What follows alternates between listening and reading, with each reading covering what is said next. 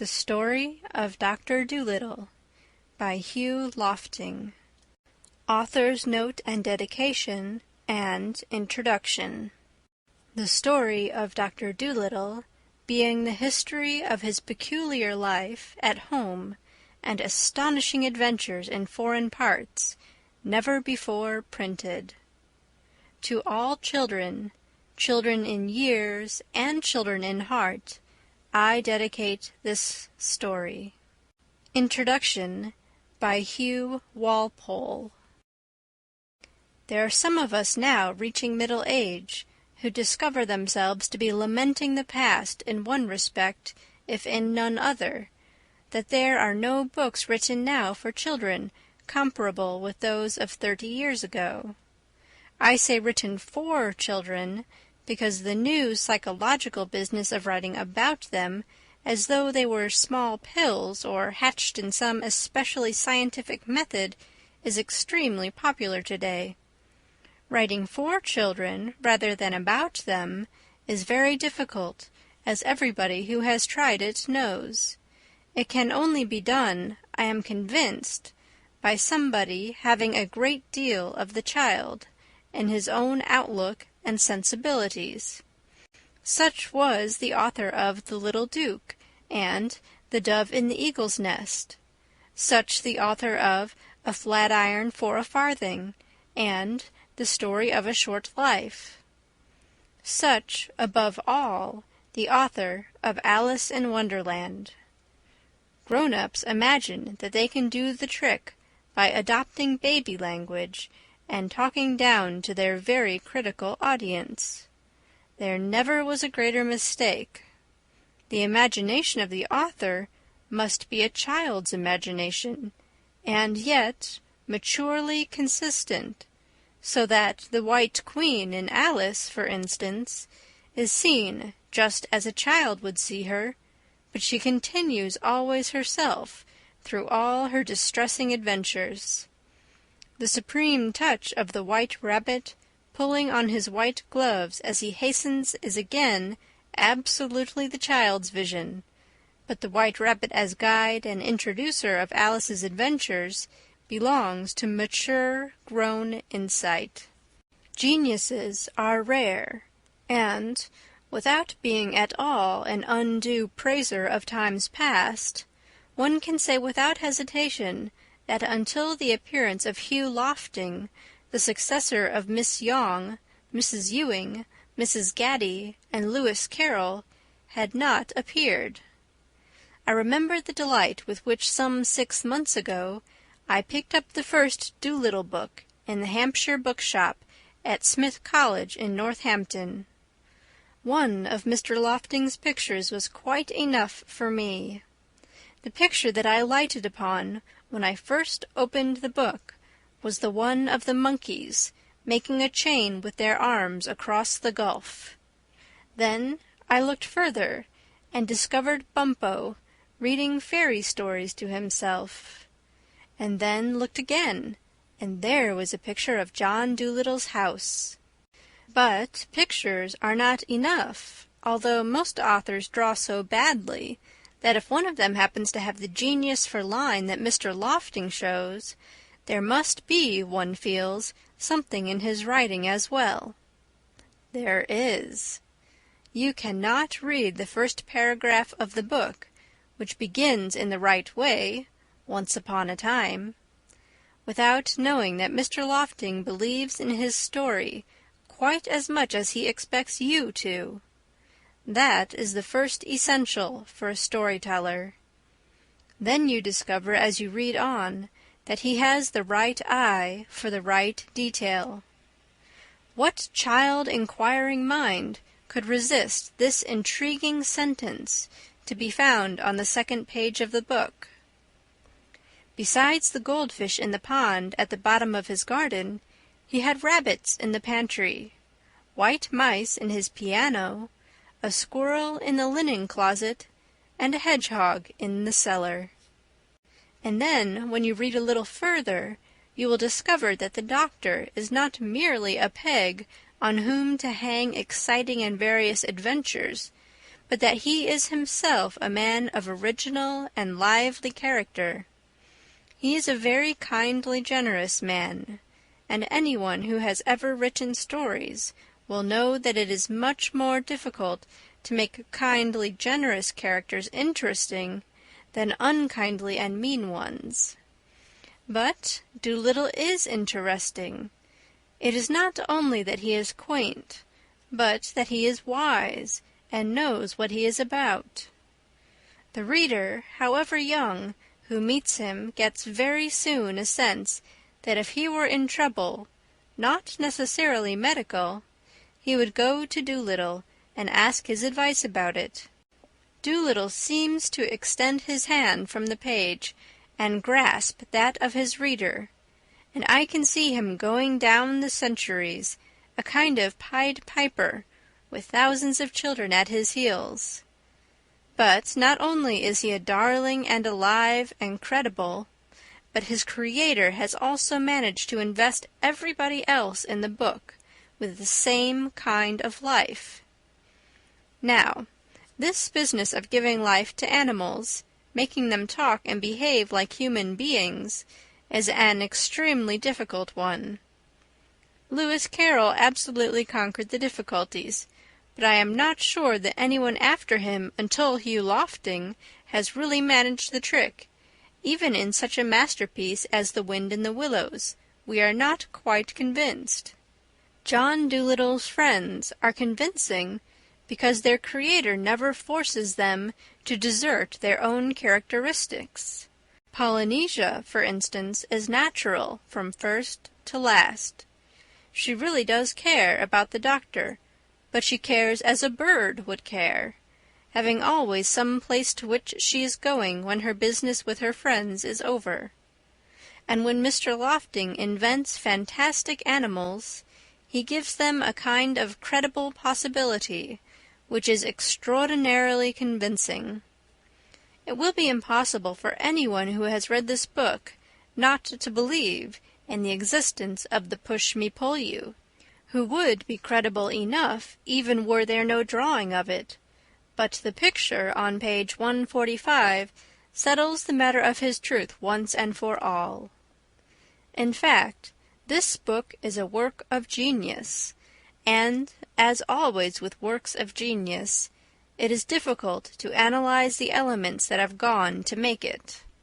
There is poetry here, and fantasy and humor, a little pathos, but, above all, a number of creations in whose existence everybody must believe, whether they be children of 4, or old men of 90, or prosperous bankers of 45.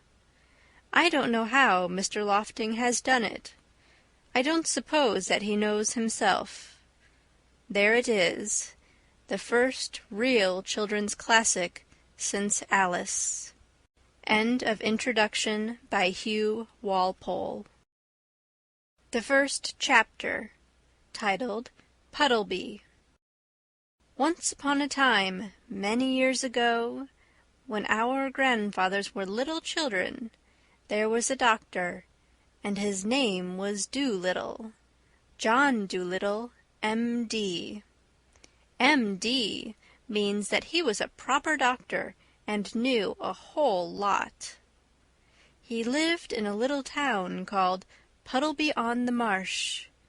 All the folks, young and old, knew him well by sight, and whenever he walked down the street in his high hat, everyone would say, "There goes the doctor. He's a clever man." And the dogs and the children would all run up and follow behind him, and even the crows that lived in the church tower would caw and nod their heads.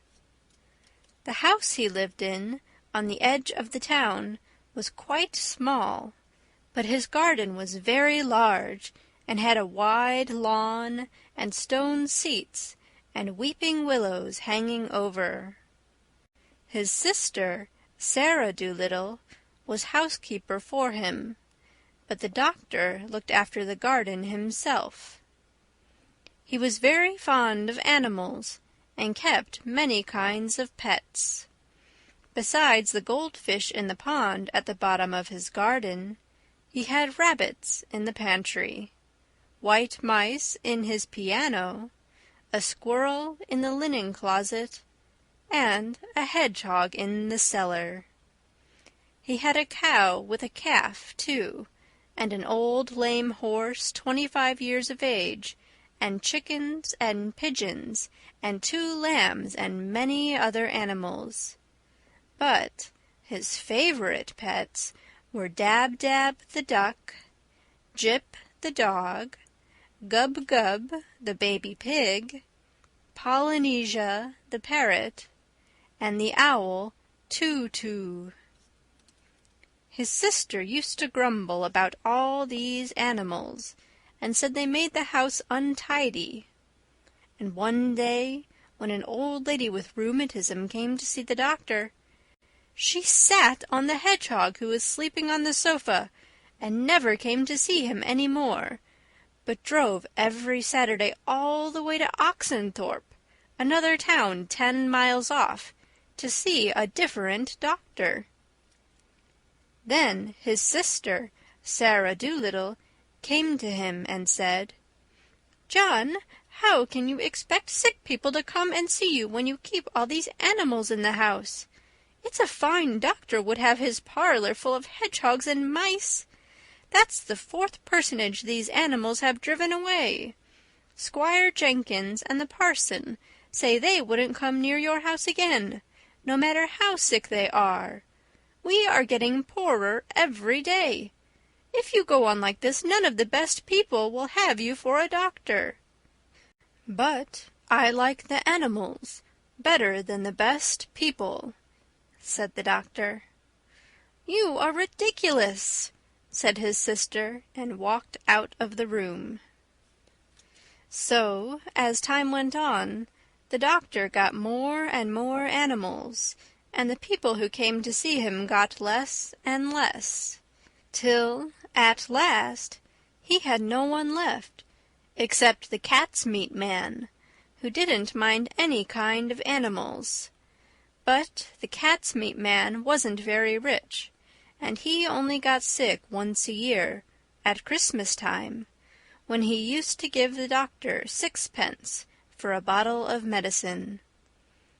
6 pence a year wasn't enough to live on, even in those days long ago, and if the doctor hadn't had some money saved up in his money-box, no one knows what would have happened.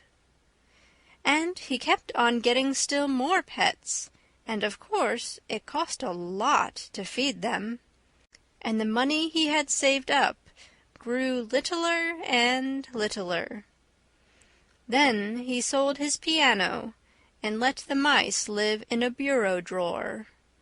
But the money he got for that, too, began to go.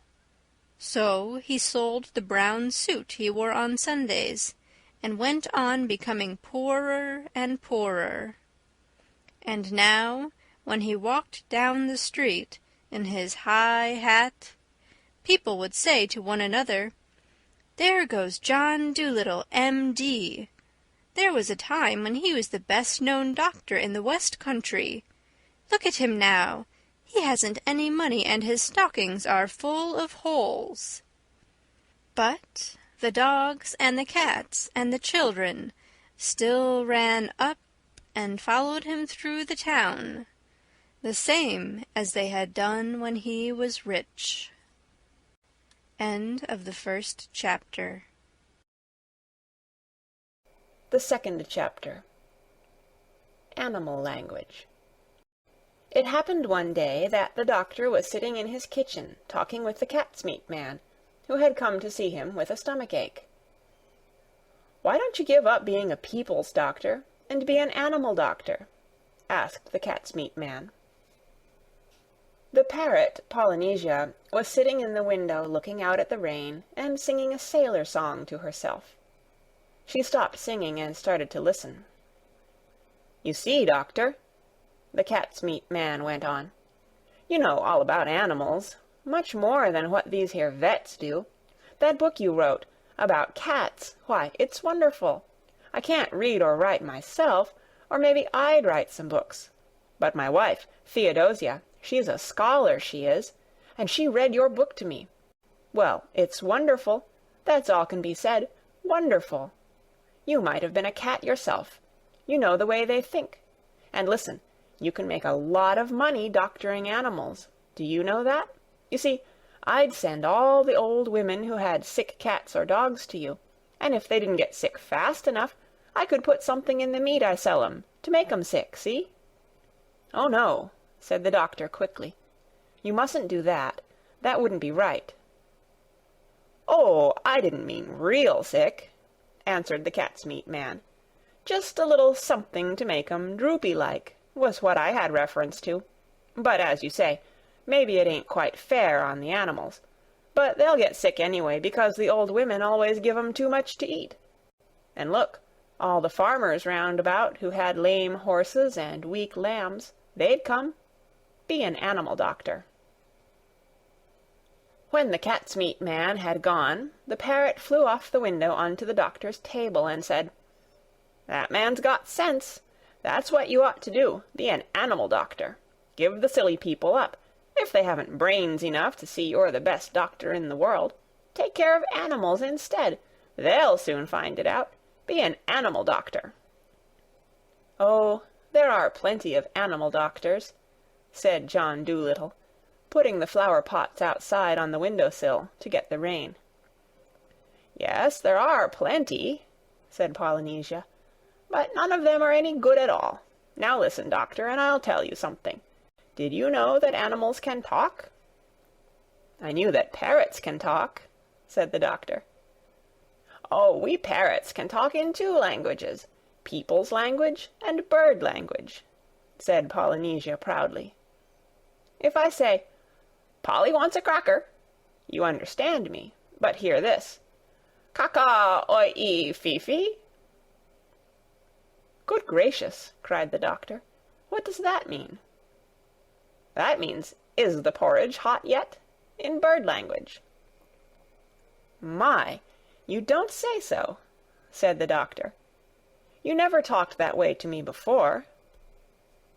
"What would have been the good?" said Polynesia, dusting some cracker crumbs off her left wing. "You wouldn't have understood me if I had." "Tell me some more," said the doctor, all excited, and he rushed over to the dresser drawer and came back with the butcher's book and a pencil. "Now, don't go too fast, and I'll write it down.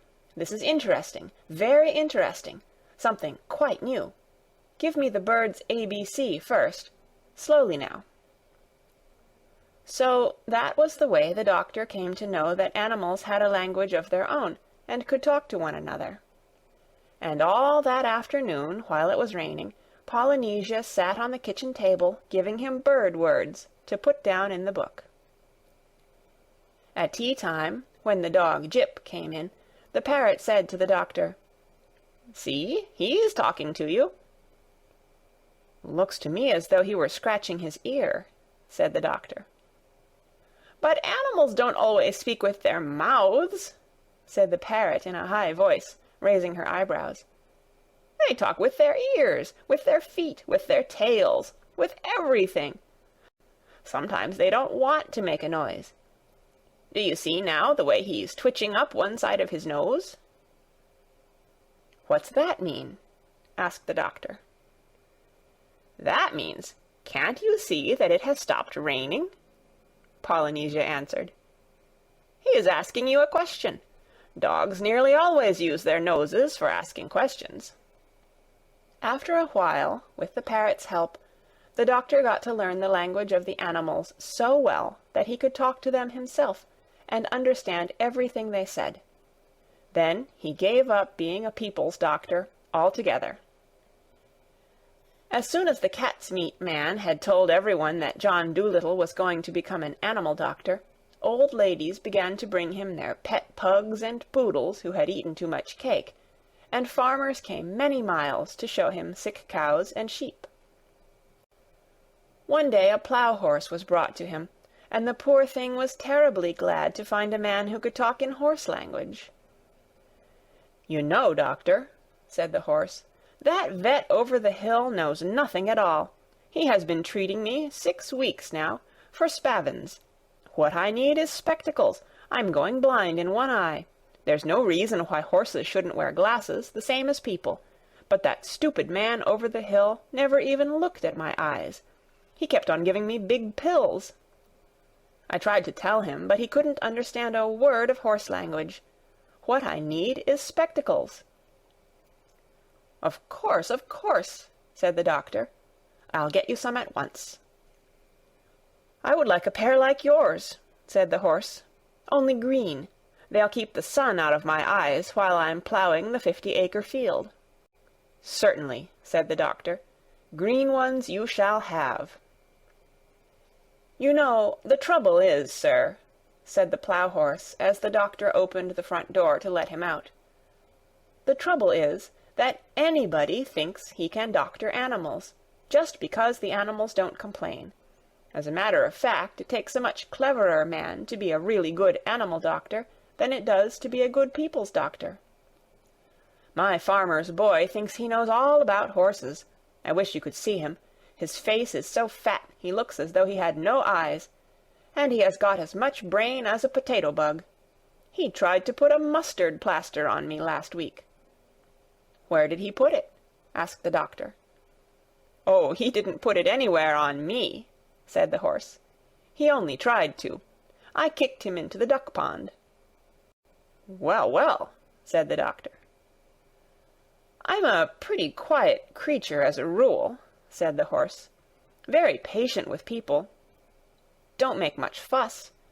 But it was bad enough to have that vet giving me the wrong medicine, and when that red-faced booby started to monkey with me, I just couldn't bear it any more." "Did you hurt the boy much?" asked the doctor. "Oh, no," said the horse. "I kicked him in the right place. The vet's looking after him now. When will my glasses be ready?" "I'll have them for you next week," said the doctor. "Come in again Tuesday. Good morning." Then John Dolittle got a fine big pair of green spectacles, and the plough-horse stopped going blind in one eye, and could see as well as ever. And soon it became a common sight to see farm animals wearing glasses in the country round Puddleby, and a blind horse was a thing unknown. And so it was with all the other animals that were brought to him. As soon as they found that he could talk their language, they told him where the pain was, and how they felt, and of course it was easy for him to cure them. Now all these animals went back, and told their brothers and friends that there was a doctor in the little house with the big garden, who really was a doctor. And whenever any creatures got sick, not only horses and cows and dogs, but all the little things of the fields, like harvest mice and water voles, badgers and bats, they came at once to his house on the edge of the town, so that his big garden was nearly always crowded with animals trying to get in to see him. There were so many that came that he had to have special doors made for the different kinds. He wrote "horses" over the front door, "cows" over the side door, and "sheep" on the kitchen door. Each kind of animal had a separate door. Even the mice had a tiny tunnel made for them into the cellar, where they waited patiently in rows for the doctor to come round to them. And so, in a few years' time, every living thing for miles and miles got to know about John Dolittle, M.D. And the birds who flew to other countries in the winter told the animals in foreign lands of the wonderful doctor of Puddleby-on-the-Marsh, who could understand their talk and help them in their troubles. In this way he became famous among the animals all over the world, better known even than he had been among the folks of the West Country. And he was happy and liked his life very much. One afternoon, when the doctor was busy writing in a book, Polynesia sat in the window, as she nearly always did, looking out at the leaves blowing about in the garden. Presently she laughed aloud. "What is it, Polynesia?" asked the doctor, looking up from his book. "I was just thinking," said the parrot, and she went on looking at the leaves. "What were you thinking?" "I was thinking about people," said Polynesia. "People make me sick. They think they're so wonderful. The world has been going on now for thousands of years, hasn't it? And the only thing in animal language that people have learned to understand is that when a dog wags his tail, he means, 'I'm glad.' It's funny, isn't it? You are the very first man to talk like us. Oh, sometimes people annoy me dreadfully. Such airs they put on, talking about the dumb animals. Dumb, huh? Why, I knew a macaw once who could say 'good morning' in 7 different ways without once opening his mouth. He could talk every language, and Greek. An old professor with a gray beard bought him, but he didn't stay. He said the old man didn't talk Greek right, and he couldn't stand listening to him teach the language wrong. I often wonder what's become of him.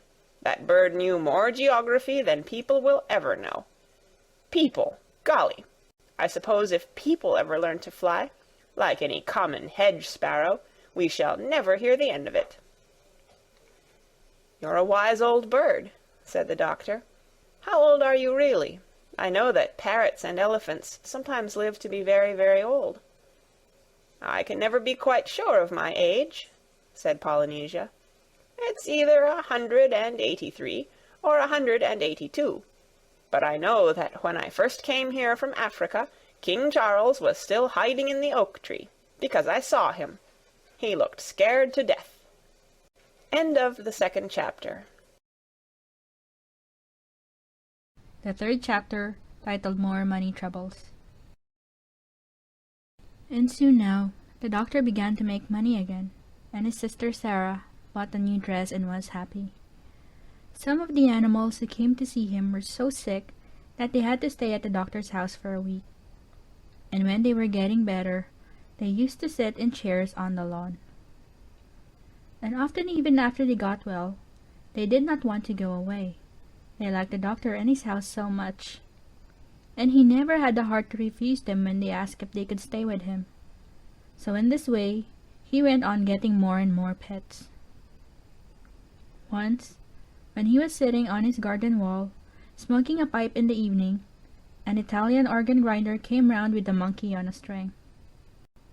The doctor saw at once that the monkey's collar was too tight and that he was dirty and unhappy.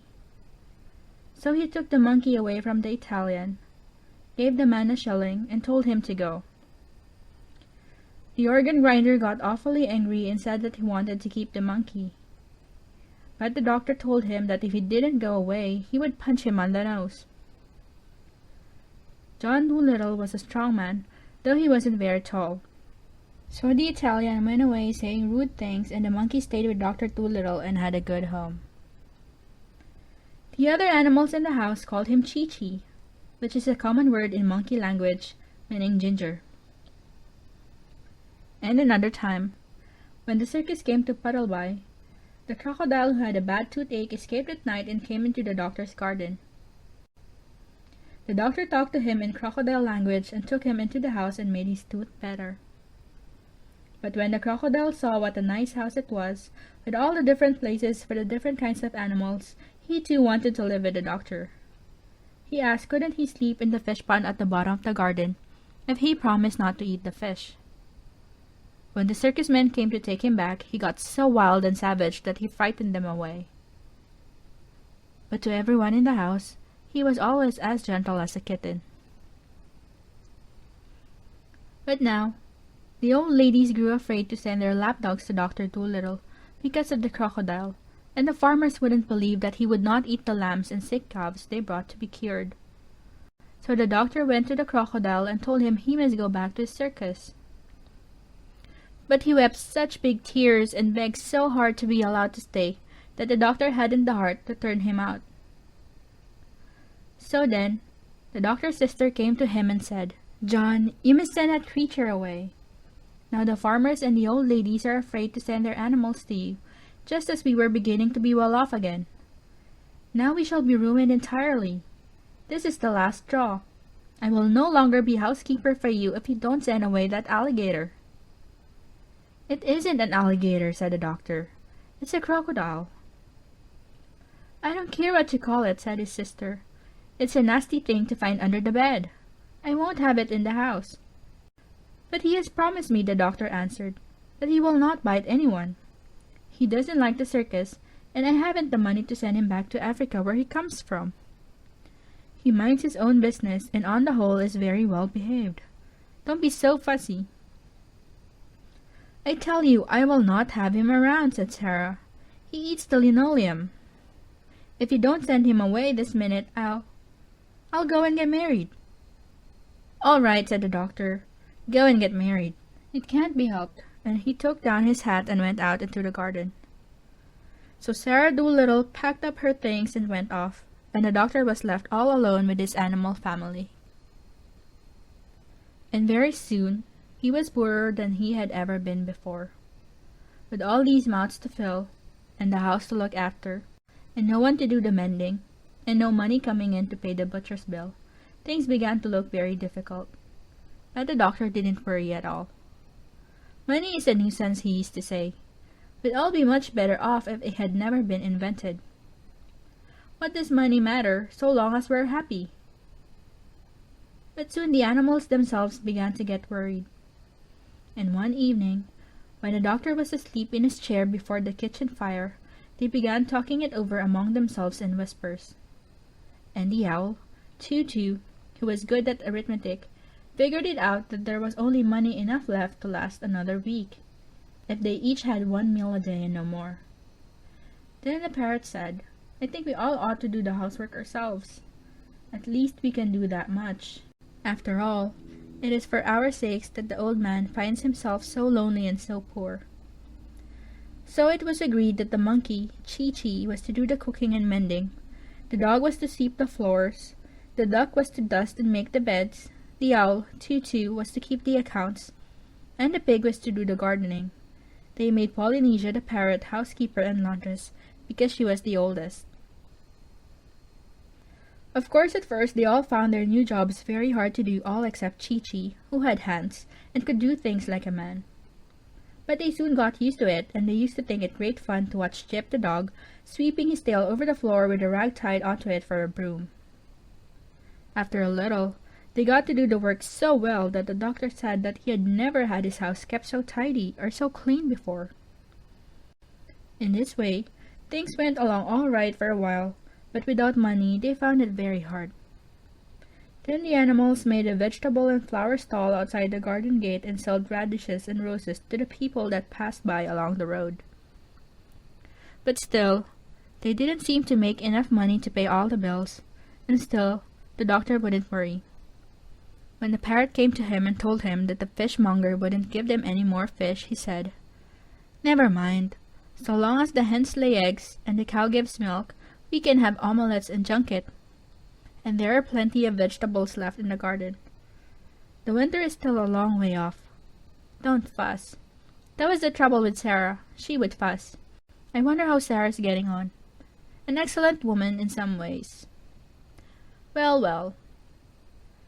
But the snow came earlier than usual that year, and although the old lame horse hauled in plenty of wood from the forest outside the town, so they could have a big fire in the kitchen, most of the vegetables in the garden were gone, and the rest were covered with snow, and many of the animals were really hungry. End of the 3rd chapter. The 4th chapter, titled A Message from Africa. That winter was a very cold one, and one night in December, when they were all sitting round the warm fire in the kitchen, and the doctor was reading aloud to them out of books he had written himself in animal language, the owl Too-Too suddenly said, Shh! What's that noise outside? They all listened, and presently they heard the sound of someone running. Then the door flew open, and the monkey Chee-Chee ran in, badly out of breath. Doctor, he cried, I've just had a message from a cousin of mine in Africa. There is a terrible sickness among the monkeys out there. They are all catching it, and they are all dying in hundreds. They have heard of you, and beg you to come to Africa to stop the sickness.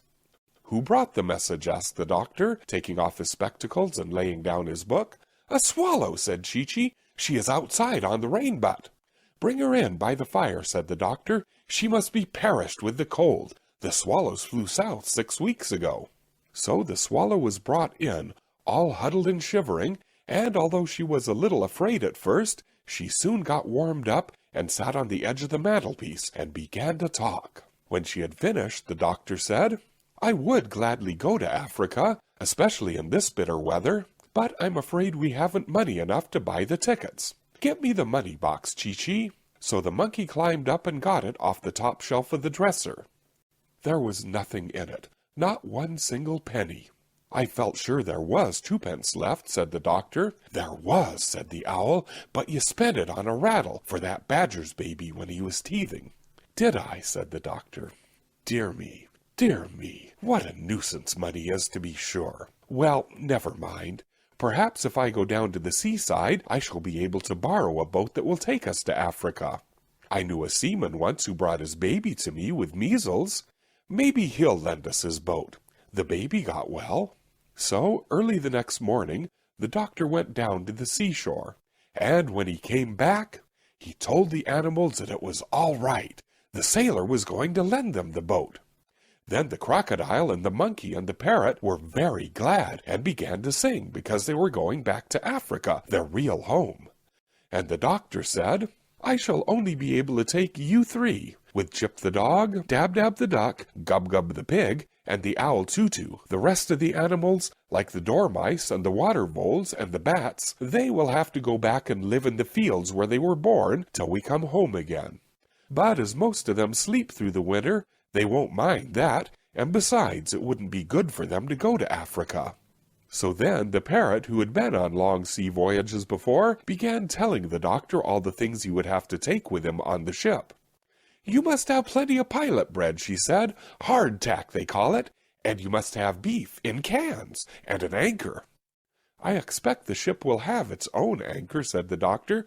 "Well, make sure," said Polynesia, "because it's very important. You can't stop if you haven't got an anchor. And you'll need a bell."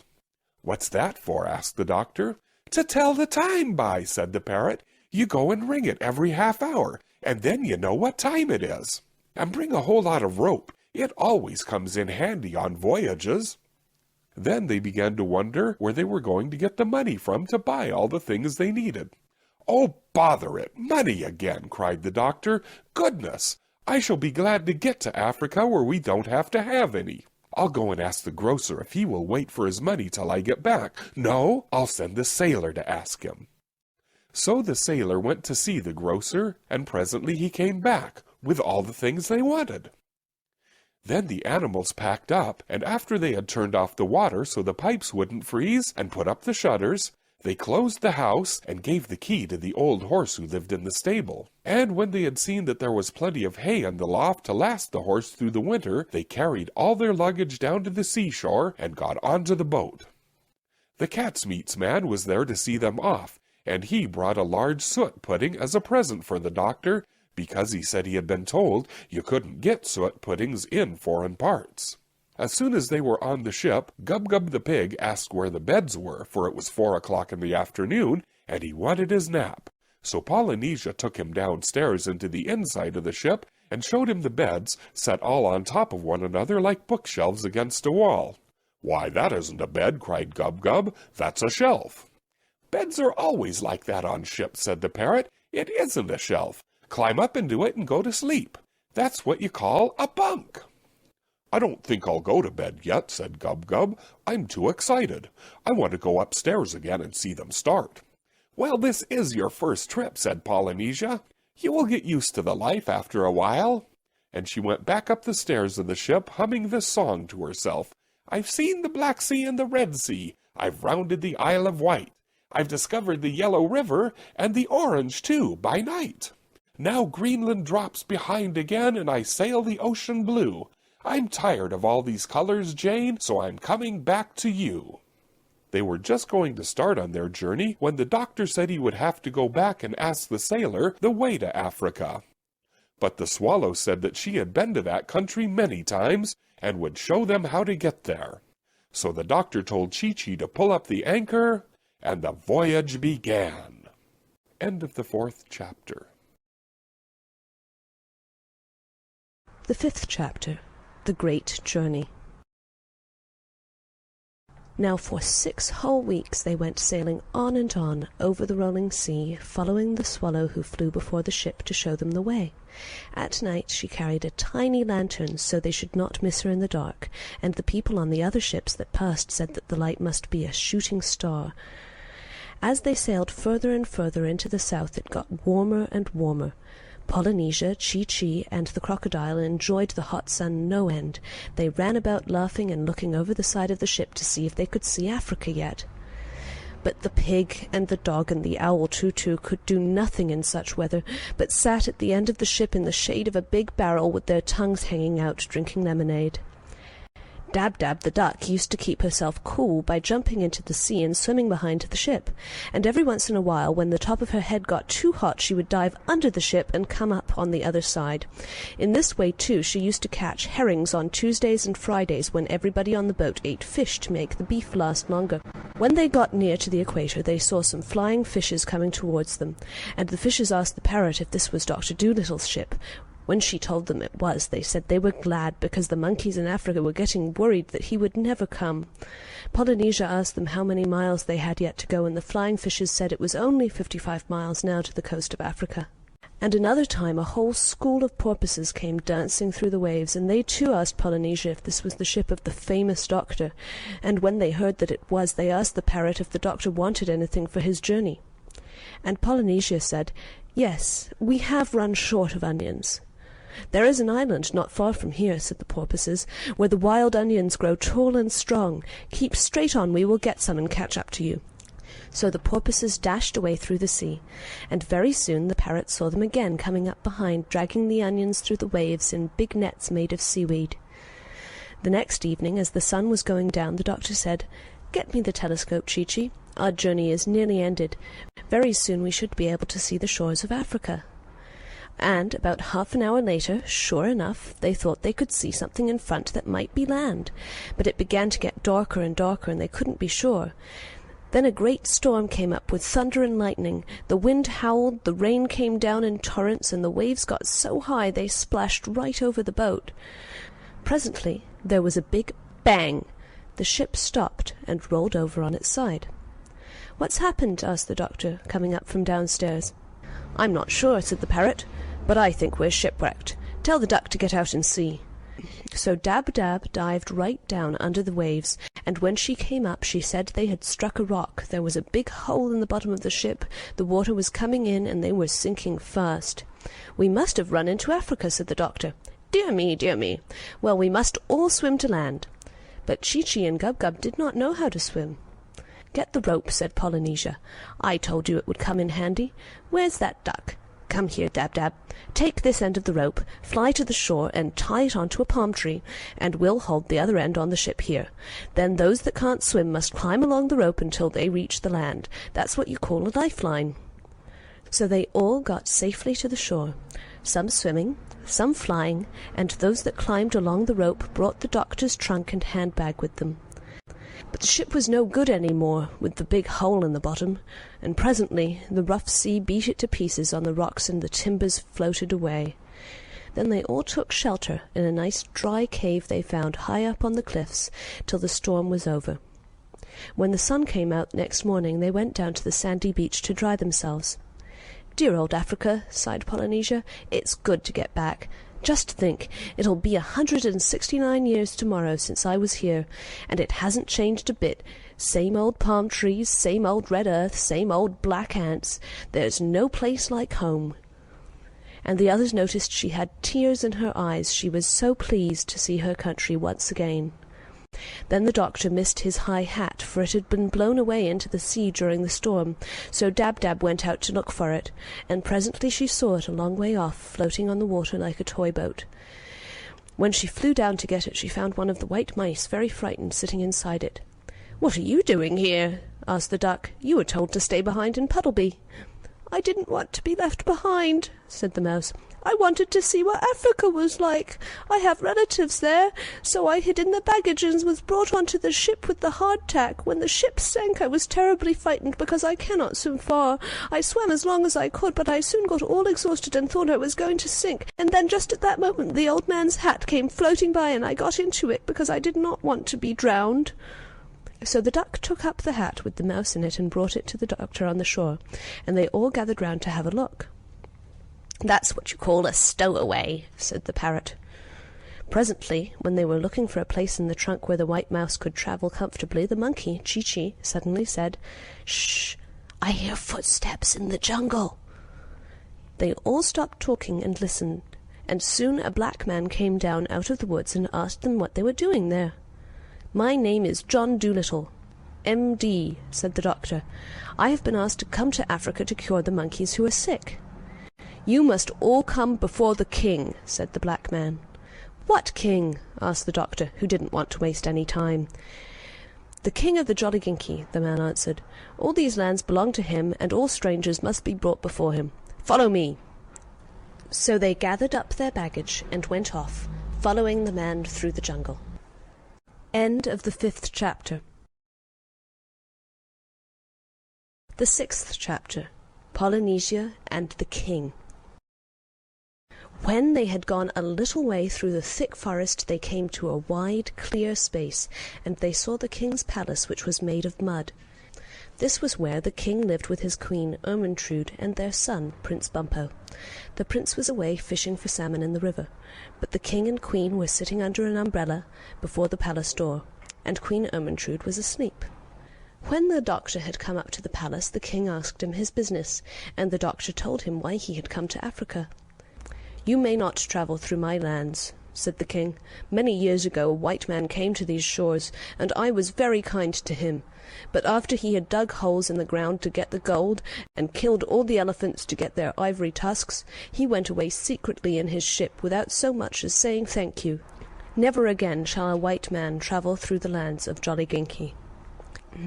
Then the king turned to see some of the black men who were standing near, and said, "Take away this medicine man, with all his animals, and lock them up in my strongest prison." So 6 of the black men led the doctor and all his pets away, and shut them up in a stone dungeon. The dungeon had only one little window high up in the wall, with bars in it, and the door was strong and thick. Then they all grew very sad, and Gub-Gub, the pig, began to cry, but Chee-Chee said he would spank him if he didn't stop that horrible noise, and he kept quiet. "Are we all here?" asked the doctor after he had got used to the dim light. "Yes, I think so," said the duck, and started to count them. "Where's Polynesia?" asked the crocodile. "She isn't here." "Are you sure?" said the doctor. "Look again. Polynesia! Polynesia! Where are you?" "I suppose she escaped," grumbled the crocodile. "Well, that's just like her. Sneaked off into the jungle as soon as her friends got into trouble." "I'm not that kind of a bird," said the parrot, climbing out of the pocket in the tail of the doctor's coat. "You see, I'm small enough to get through the bars of that window, and I was afraid they would put me in a cage instead. So while the king was busy talking, I hid in the doctor's pocket, and here I am. That's what you call a ruse," she said, smoothing down her feathers with her beak. "Good gracious!" cried the doctor. "You're lucky I didn't sit on you." "Now listen," said Polynesia. "Tonight, as soon as it gets dark, I am going to creep through the bars of that window and fly over to the palace, and then, you'll see, I'll soon find a way to make the king let us all out of prison." "Oh, what can you do?" said Gub-Gub, turning up his nose and beginning to cry again. "You're only a bird." "Quite true," said the parrot, "but do not forget that although I am only a bird, I can talk like a man, and I know these people." So that night, when the moon was shining through the palm trees and all the king's men were asleep, the parrot slipped out through the bars of the prison and flew across to the palace. The pantry window had been broken by a tennis ball the week before, and Polynesia popped in through the hole in the glass. She heard Prince Bumpo snoring in his bedroom at the back of the palace. Then she tiptoed up the stairs till she came to the king's bedroom. She opened the door gently and peeped in. The queen was away at a dance that night at her cousin's, but the king was in bed, fast asleep. Polynesia crept in very softly and got under the bed. Then she coughed, just the way Dr. Dolittle used to cough. Polynesia could mimic anyone. The king opened his eyes and said sleepily, "Is that you, Ermentrude?" He thought it was the queen come back from the dance. Then the parrot coughed again, loud, like a man. and the king sat up wide awake and said, "Who's that?" "I am Dr. Dolittle," said the parrot, just the way the doctor would have said it. "What are you doing in my bedroom?" cried the king. "How dare you get out of prison? Where are you? I don't see you." But the parrot just laughed, a long, deep, jolly laugh like the doctor's. "Stop laughing and come here at once so I can see you." "Foolish king," answered Polynesia, "have you forgotten that you are talking to John Dolittle, M.D., the most wonderful man on earth? Of course you cannot see me. I have made myself invisible. There is nothing I cannot do. Now listen. I have come here tonight to warn you. If you don't let me and my animals travel through your kingdom, I will make you and all your people sick like the monkeys. For I can make people well, and I can make people ill, just by raising my little finger. Send your soldiers at once to open the dungeon door, or you shall have mumps before the morning sun has risen on the hills of Jolliginki." Then the king began to tremble, and was very much afraid. "Doctor," he cried, "it shall be as you say, but do not raise your little finger, please." And he jumped out of bed, and ran to tell the soldiers to open the prison door. As soon as he was gone, Polynesia crept downstairs and left the palace by the pantry window. But the queen, who was just letting herself in at the back door with the latch-key, saw the parrot getting out through the broken glass, and when the king came back to bed she told him what she had seen. Then the king understood that he had been tricked, and he was dreadfully angry. He hurried back to the prison at once. But he was too late. The door stood open. The dungeon was empty. The doctor and all his animals were gone. End of the 6th chapter. The 7th chapter, titled The Bridge of Apes. Queen Ermintrude had never in her life seen her husband so terrible as he got that night. He gnashed his teeth with rage. He called everybody a fool. He threw his toothbrush at the palace cat. He rushed around in his nightshirt and woke up all his army and sent them into the jungle to catch the doctor. Then he made all his servants go too, his cooks and his gardeners and his barber and Prince Bumpo's tutor. Even the queen, who was tired from dancing in a pair of tight shoes, was packed off to help the soldiers in their search.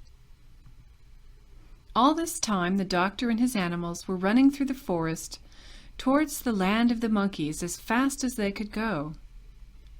Gub-Gub, with his short legs, soon got tired, and the doctor had to carry him, which made it pretty hard when they had the trunk and the handbag with them as well. The king of the Jolliginki thought it would be easy for his army to find them, because the doctor was in a strange land and would not know his way. But he was wrong, because the monkey, Chee-Chee, knew all the paths through the jungle, better even than the king's men did. And he led the doctor and his pets to the very thickest part of the forest, a place where no man had ever been before, and hid them all in a big hollow tree between high rocks. "We had better wait here," said Chee-Chee, "till the soldiers have gone back to bed. Then we can go into the land of the monkeys." "We had better wait here," said Chee-Chee, "till the soldiers have gone back to bed. Then we can go on into the land of the monkeys." So there they stayed the whole night through. They often heard the king's men searching and talking in the jungle round about, but they were quite safe, for no one knew of that hiding place but Chee-Chee, not even the other monkeys. At last, when daylight began to come through the thick leaves overhead, they heard Queen Ermintrude saying in a very tired voice that it was no use looking any more, that they might as well go back and get some sleep. As soon as the soldiers had gone home, Chee-Chee brought the doctor and his animals out of the hiding place, and they set off for the land of the monkeys. It was a long, long way, and they often got very tired, especially Gub-Gub. But when he cried, they gave him milk out of the coconuts, which he was very fond of. They always had plenty to eat and drink, because Chee-Chee and Polynesia knew all the different kinds of fruits and vegetables that grow in the jungle, and where to find them, like dates and figs and ground nuts and ginger and yams.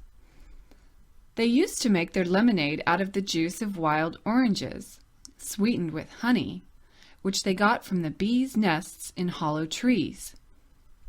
No matter what it was they asked for, Chi-Chi and Polynesia always seemed to be able to get it for them, or something like it.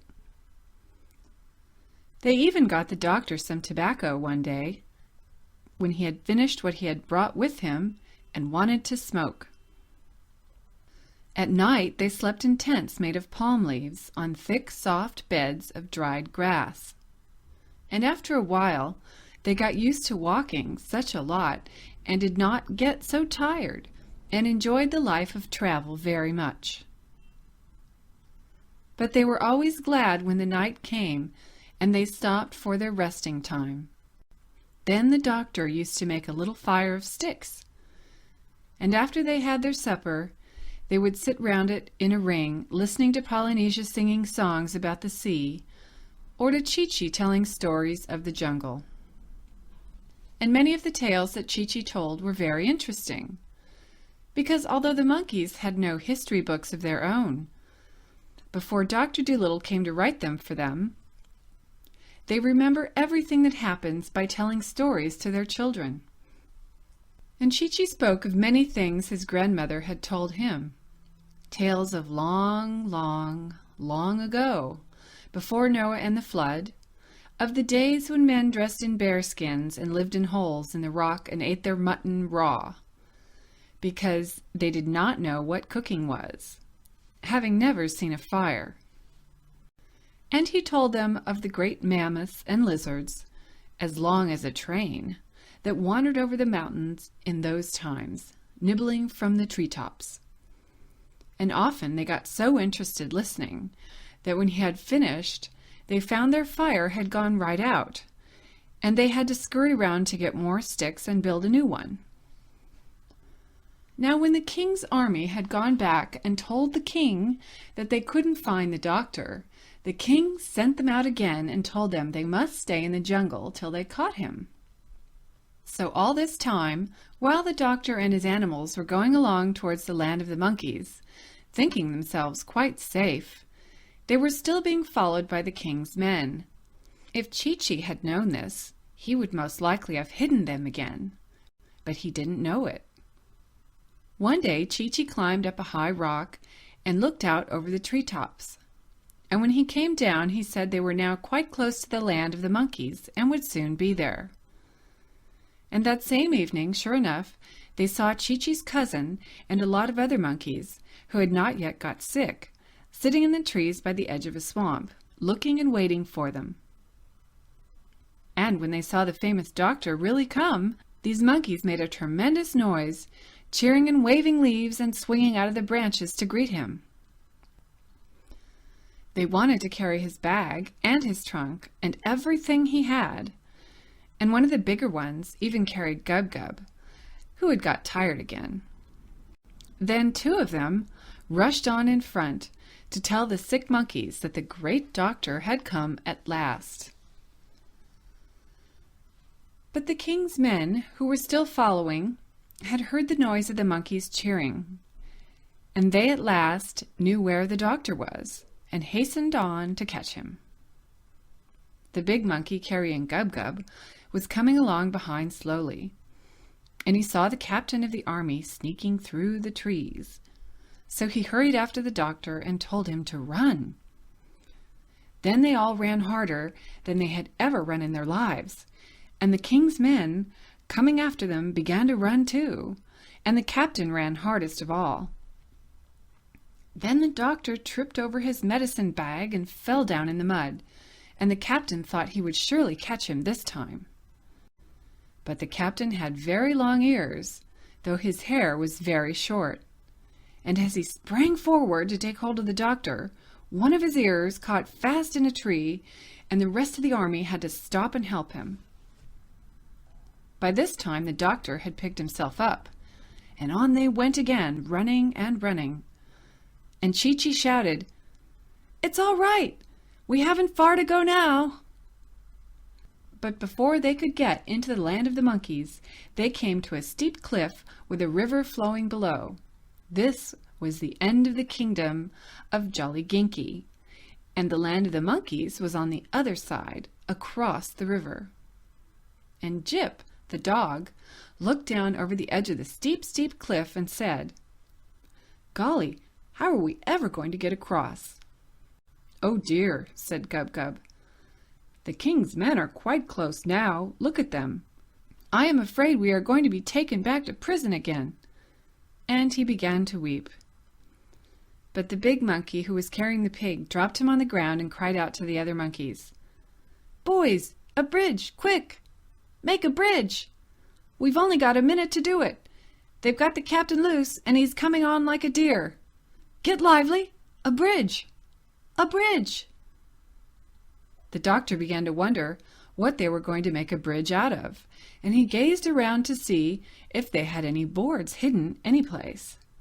But when he looked back at the cliff, there, hanging across the river, was a bridge all ready for him, made of living monkeys.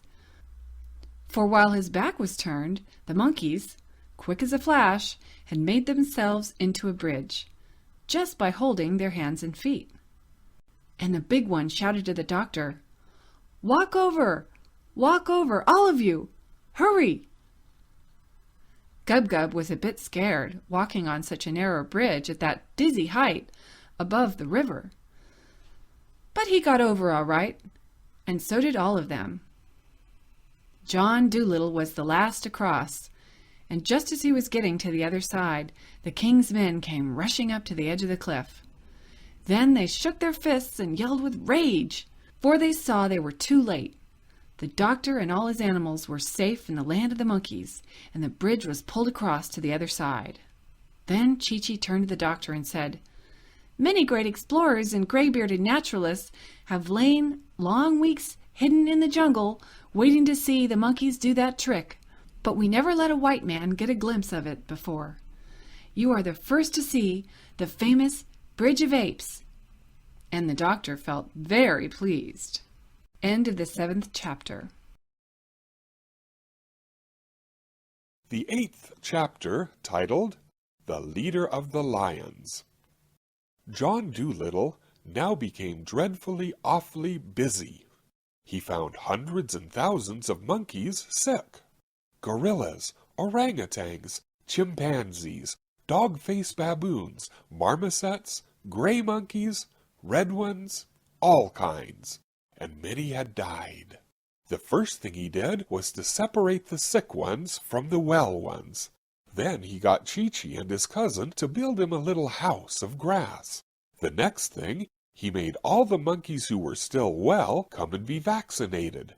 And for 3 days and 3 nights, the monkeys kept coming from the jungles and the valleys and the hills to the little house of grass, where the doctor sat all day and all night, vaccinating and vaccinating.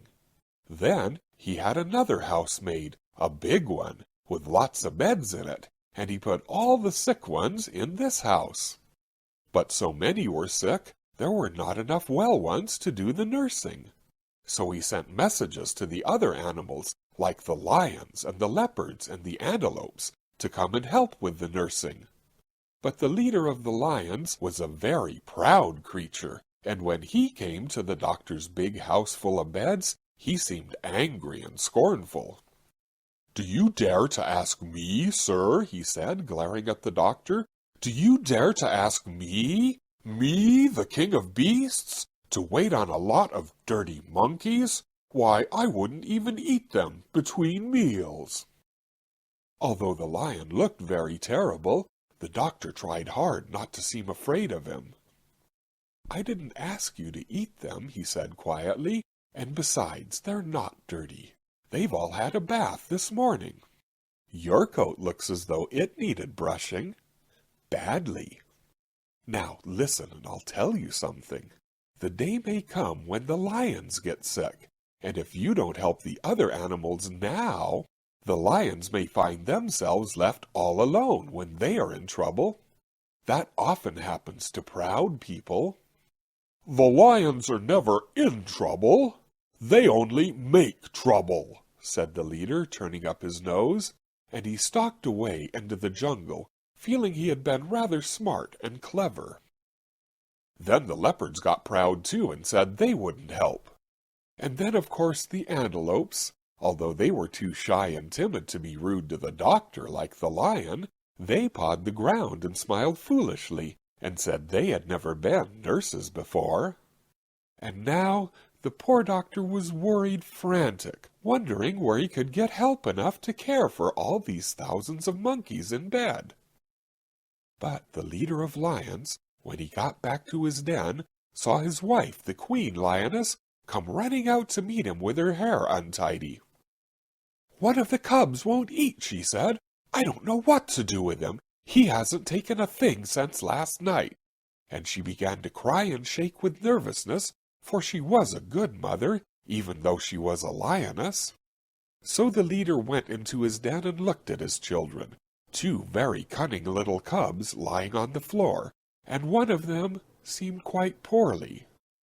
Then the lion told his wife, quite proudly, just what he had said to the doctor. And she got so angry, she nearly drove him out of the den. "You never did have a grain of sense," she screamed. "All the animals from here to the Indian Ocean are talking about this wonderful man, and how he can cure any kind of sickness, and how kind he is. The only man in the whole world who can talk the language of the animals. And now, when we have a sick baby on our hands, you must go and offend him. You great booby! Nobody but a fool is ever rude to a good doctor. You—" And she started pulling her husband's hair. "Go back to that white man at once," she yelled, "and tell him you're sorry, and take all the other empty-headed lions with you, and those stupid leopards and antelopes. Then do everything the doctor tells you. Work hard, and perhaps he will be kind enough to come and see the cub later. Now, be off. Hurry, I tell you. You're not fit to be a father." And she went into the den next door where another mother lion lived and told her all about it. So the leader of the lions went back to the doctor and said, "I happened to be passing this way and thought I'd look in. Got any help yet?" "No," said the doctor, "I haven't, and I'm dreadfully worried." "Help's pretty hard to come by these days," said the lion. "Animals don't seem to want to work any more. You can't blame them in a way. Well, seeing you're in difficulties, I don't mind doing what I can just to oblige you, so long as I don't have to wash the creatures. And I have told all the other hunting animals to come and do their share. The leopard should be here any minute now. Oh, and by the way, we've got a sick cub at home. I don't think there's much the matter with him myself, but the wife is anxious. If you are around that way this evening, you might take a look at him, will you?" Then the doctor was very happy, for all the lions and the leopards and the antelopes and the giraffes and the zebras, all the animals of the forests and the mountains and the plains, came to help him in his work. There were so many of them that he had to send some away, and kept only the cleverest. And now, very soon, the monkeys began to get better. At the end of a week, the big house full of beds was half empty, and at the end of the second week, the last monkey had got well. Then the doctor's work was done, and he was so tired, he went to bed and slept for 3 days without even turning over. End of the 8th chapter. The 9th chapter, titled The Monkey's Council. Chee-Chee stood outside the doctor's door, keeping everybody away till he woke up. Then John Dolittle told the monkeys that he must now go back to Puddleby. They were very surprised at this, for they had thought that he was going to stay with them forever. And that night all the monkeys got together in the jungle to talk it over. And the chief chimpanzee rose up and said, "Why is it the good man is going away? Is he not happy here with us?" But none of them could answer him.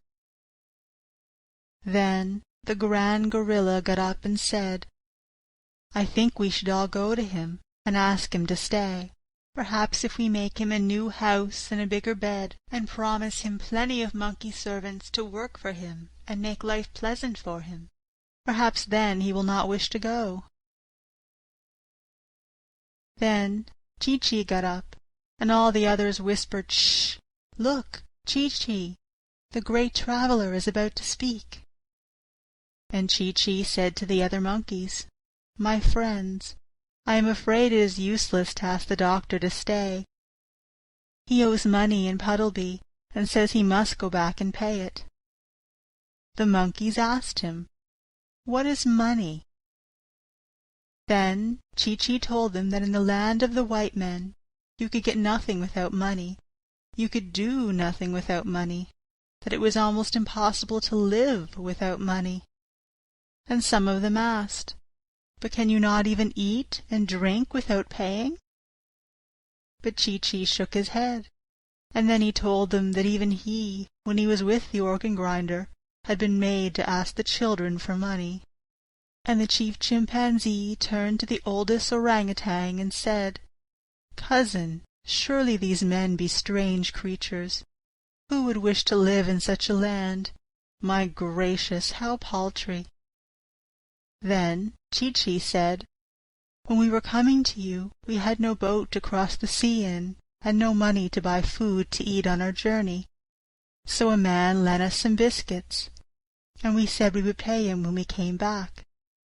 And we borrowed a boat from a sailor, but it was broken on the rocks when we reached the shores of Africa. Now the doctor says he must go back and get the sailor another boat, because the man was poor and his ship was all he had." And the monkeys were all silent for a while, sitting quite still upon the ground and thinking hard. At last the biggest baboon got up and said, "I do not think we ought to let this good man leave our land till we have given him a fine present to take with him, so that he may know we are grateful for all that he has done for us." And a little tiny red monkey who was sitting up in a tree shouted down, "I think that too." And then they all cried out, making a great noise, "Yes, yes, let us give him the finest present a white man ever had." Now they began to wonder and ask one another what would be the best thing to give him. And one said, 50 bags of coconuts, and another, 100 bunches of bananas. "At least he shall not have to buy his fruit in the land where you pay to eat." But Chee-Chee told them that all these things would be too heavy to carry so far, and would go bad before half was eaten. "If you want to please him," he said, "give him an animal. You may be sure he will be kind to it. Give him some rare animal that they have not got in the menageries." And the monkeys asked him, "What are menageries?" Then Chee-Chee explained to them that menageries were places in the land of the white men, where animals were put in cages for people to come and look at. And the monkeys were very shocked, and said to one another, "These men are like thoughtless young ones, stupid and easily amused. Shh! It is a prison he means." So then they asked Chee-Chee what rare animal it could be that they could give the doctor, one the white man had not seen before. And the mayor of the Marmosets asked, "Have they got an iguana over there?" But Chee-Chee said, "Yes, there is one in the London Zoo." And another asked, "Have they got an okapi?" But Chee-Chee said, "Yes, in Belgium, where my organ-grinder took me 5 years ago. They had an okapi in a big city they called Antwerp." And another asked, "Have they got a pushmi-pullyu?"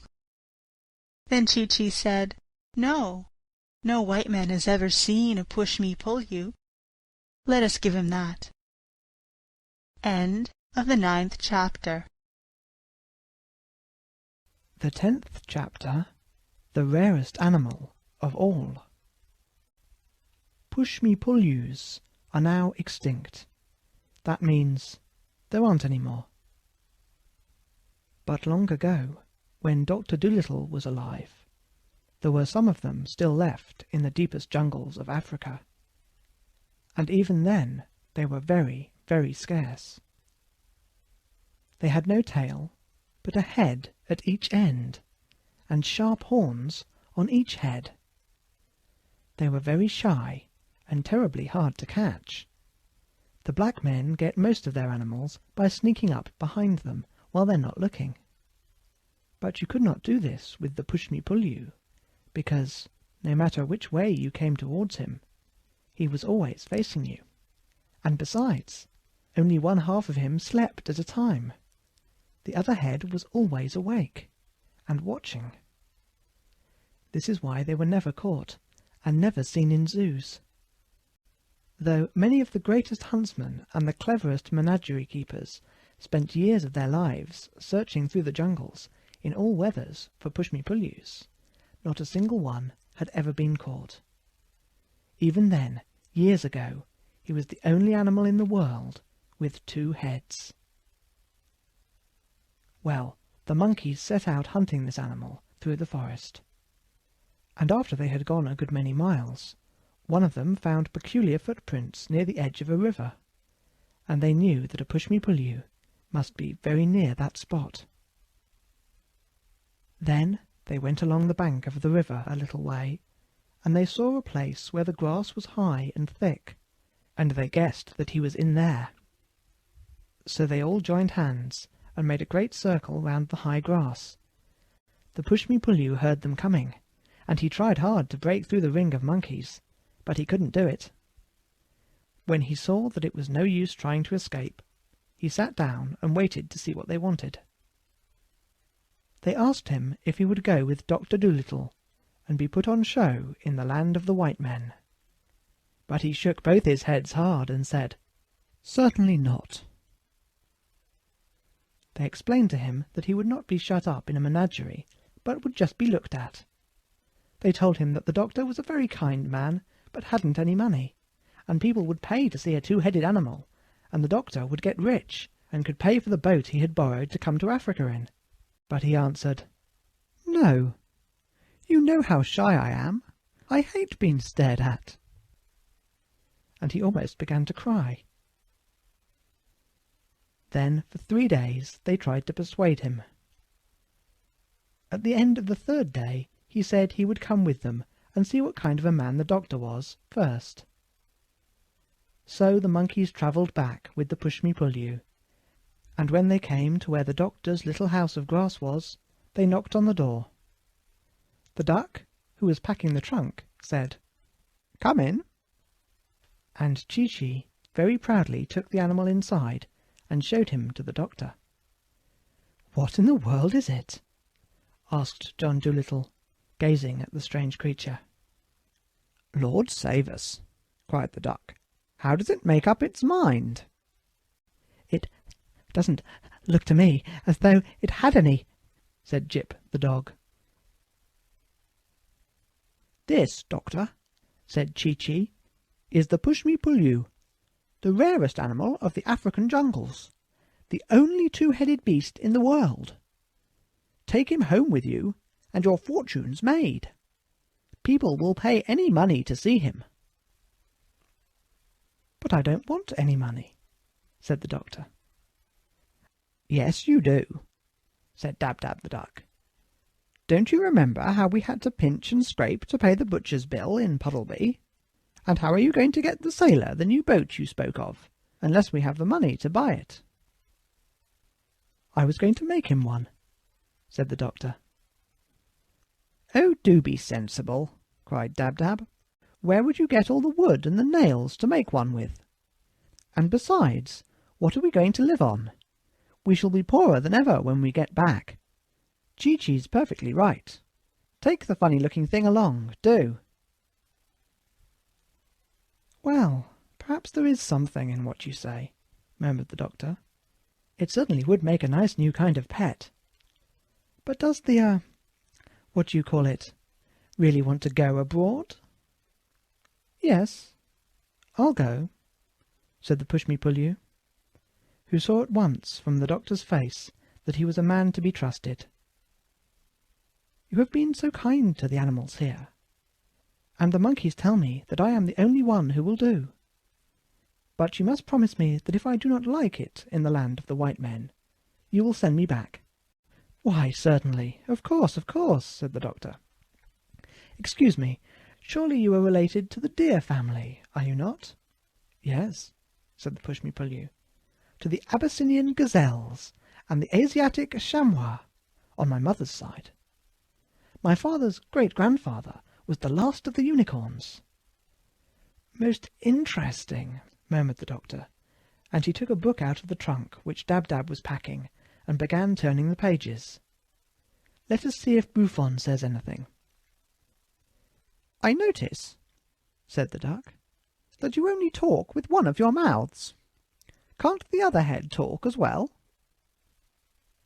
"Oh, yes," said the Pushmi-Pullyu, "but I keep the other mouth for eating, mostly. In that way I can talk while I'm eating without being rude. Our people have always been very polite." When the packing was finished and everything was ready to start, the monkeys gave a grand party for the doctor, and all the animals of the jungle came. And they had pineapples and mangoes and honey and all sorts of good things to eat and drink.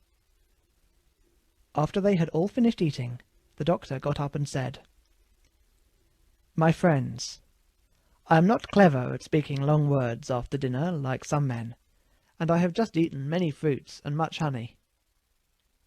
But I wish to tell you that I am very sad at leaving your beautiful country. Because I have things to do in the land of the white men, I must go. And after I have gone, remember never to let the flies settle on your food before you eat it, and do not sleep on the ground when the rains are coming. I hope you will all live happily ever after."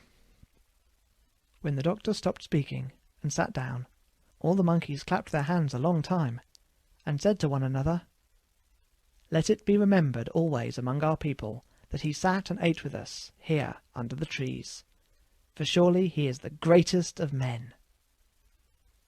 And the grand gorilla, who had the strength of 7 horses in his hairy arms, rolled a great rock up to the head of the table and said, "This stone for all time shall mark the spot."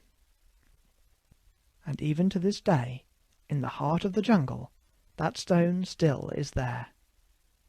And monkey mothers, passing through the forest with their families, still point down at it from the branches and whisper to their children, "Shh! There it is! Look! Where the good white man sat and ate food with us in the year of the great sickness." Then, when the party was over, the doctor and his pets started out to go back to the seashore, and the monkeys went with him as far as the edge of their country, carrying his trunks and bags, to see him off. End of the 10th chapter. The 11th chapter, titled The Black Prince. By the edge of the river they stopped and said farewell. This took a long time, because all those thousands of monkeys wanted to shake John Dolittle by the hand.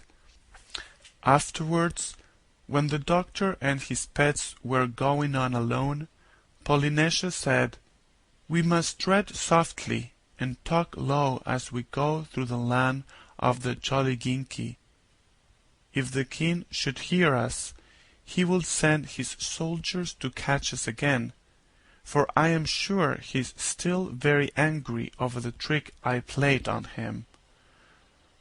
"What I am wondering," said the doctor, "is where we are going to get another boat to go home in. Oh well, perhaps we'll find one lying about on the beach that nobody's using. Never lift your foot till you come to the stile." One day, while they were passing through a very thick part of the forest, Chee-Chee went ahead of them to look for coconuts. And while he was away, the doctor and the rest of the animals who did not know the jungle paths so well, got lost in the deep woods. They wandered around and around, but could not find their way down to the seashore. Chee-Chee, when he could not see them anywhere, was terribly upset. He climbed high trees and looked out from the top branches to try and see the doctor's high hat. He waved and shouted. He called to all the animals by name, but it was no use. They seemed to have disappeared altogether. Indeed, they had lost their way very badly. They had strayed a long way off the path, and the jungle was so thick with bushes and creepers and vines that sometimes they could hardly move at all, and the doctor had to take out his pocket-knife and cut his way along. They stumbled into wet, boggy places. They got all tangled up in thick, convolvulus runners. They scratched themselves on thorns, and twice they nearly lost the medicine bag in the underbrush. There seemed no end to their troubles, and nowhere could they come upon a path.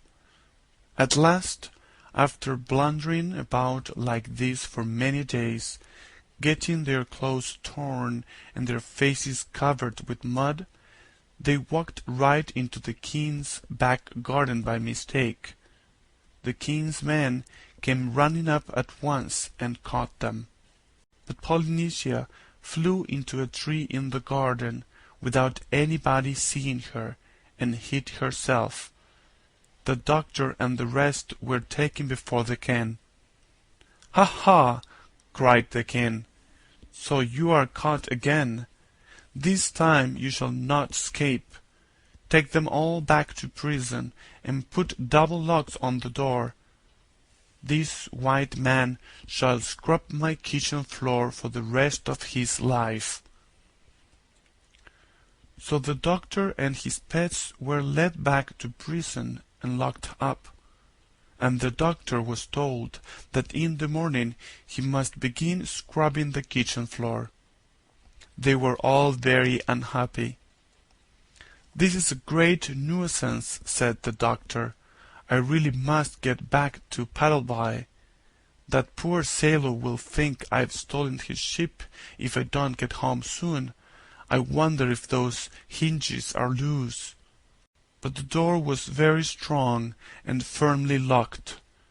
There seemed no chance of getting out. Then Gub-Gub began to cry again. All this time Polynesia was still sitting in the tree in the palace garden. She was saying nothing and blinking her eyes. This was always a very bad sign with Polynesia. Whenever she said nothing and blinked her eyes, it meant that somebody had been making trouble, and she was thinking out some way to put things right. People who made trouble for Polynesia or her friends were nearly always sorry for it afterwards. Presently she spied Chee-Chee swinging through the trees, still looking for the doctor. When Chee-Chee saw her, he came into her tree and asked her what had become of him. The doctor and all the animals had been caught by the king's men and locked up again, whispered Polynesia. "We lost our way in the jungle and blundered into the palace garden by mistake." "But couldn't you guide them?" asked Chee-Chee, and he began to scold the parrot for letting them get lost while he was away looking for the coconuts. "It was all that stupid pig's fault," said Polynesia. "He would keep running off the path hunting for ginger roots, and I was kept so busy catching him and bringing him back that I turned to the left instead of the right when we reached the swamp. Shh! Look! There's Prince Bumpo coming into the garden. He must not see us. Don't move, whatever you do." And there, sure enough, was Prince Bumpo, the king's son, opening the garden gate. He carried a book of fairy tales under his arm. He came strolling down the gravel walk, humming a sad song, till he reached a stone seat right under the tree where the parrot and the monkey were hiding.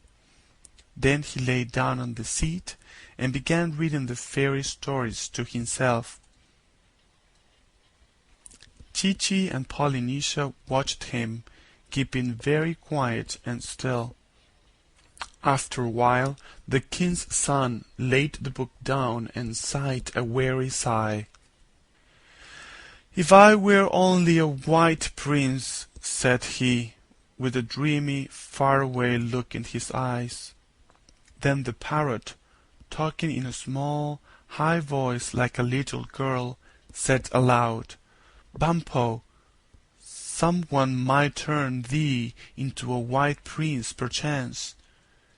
The king's son started up off the seat and looked all around. "What is this I hear?" he cried. "Methought the sweet music of a fairy's silver voice rang from yonder bower. Strange."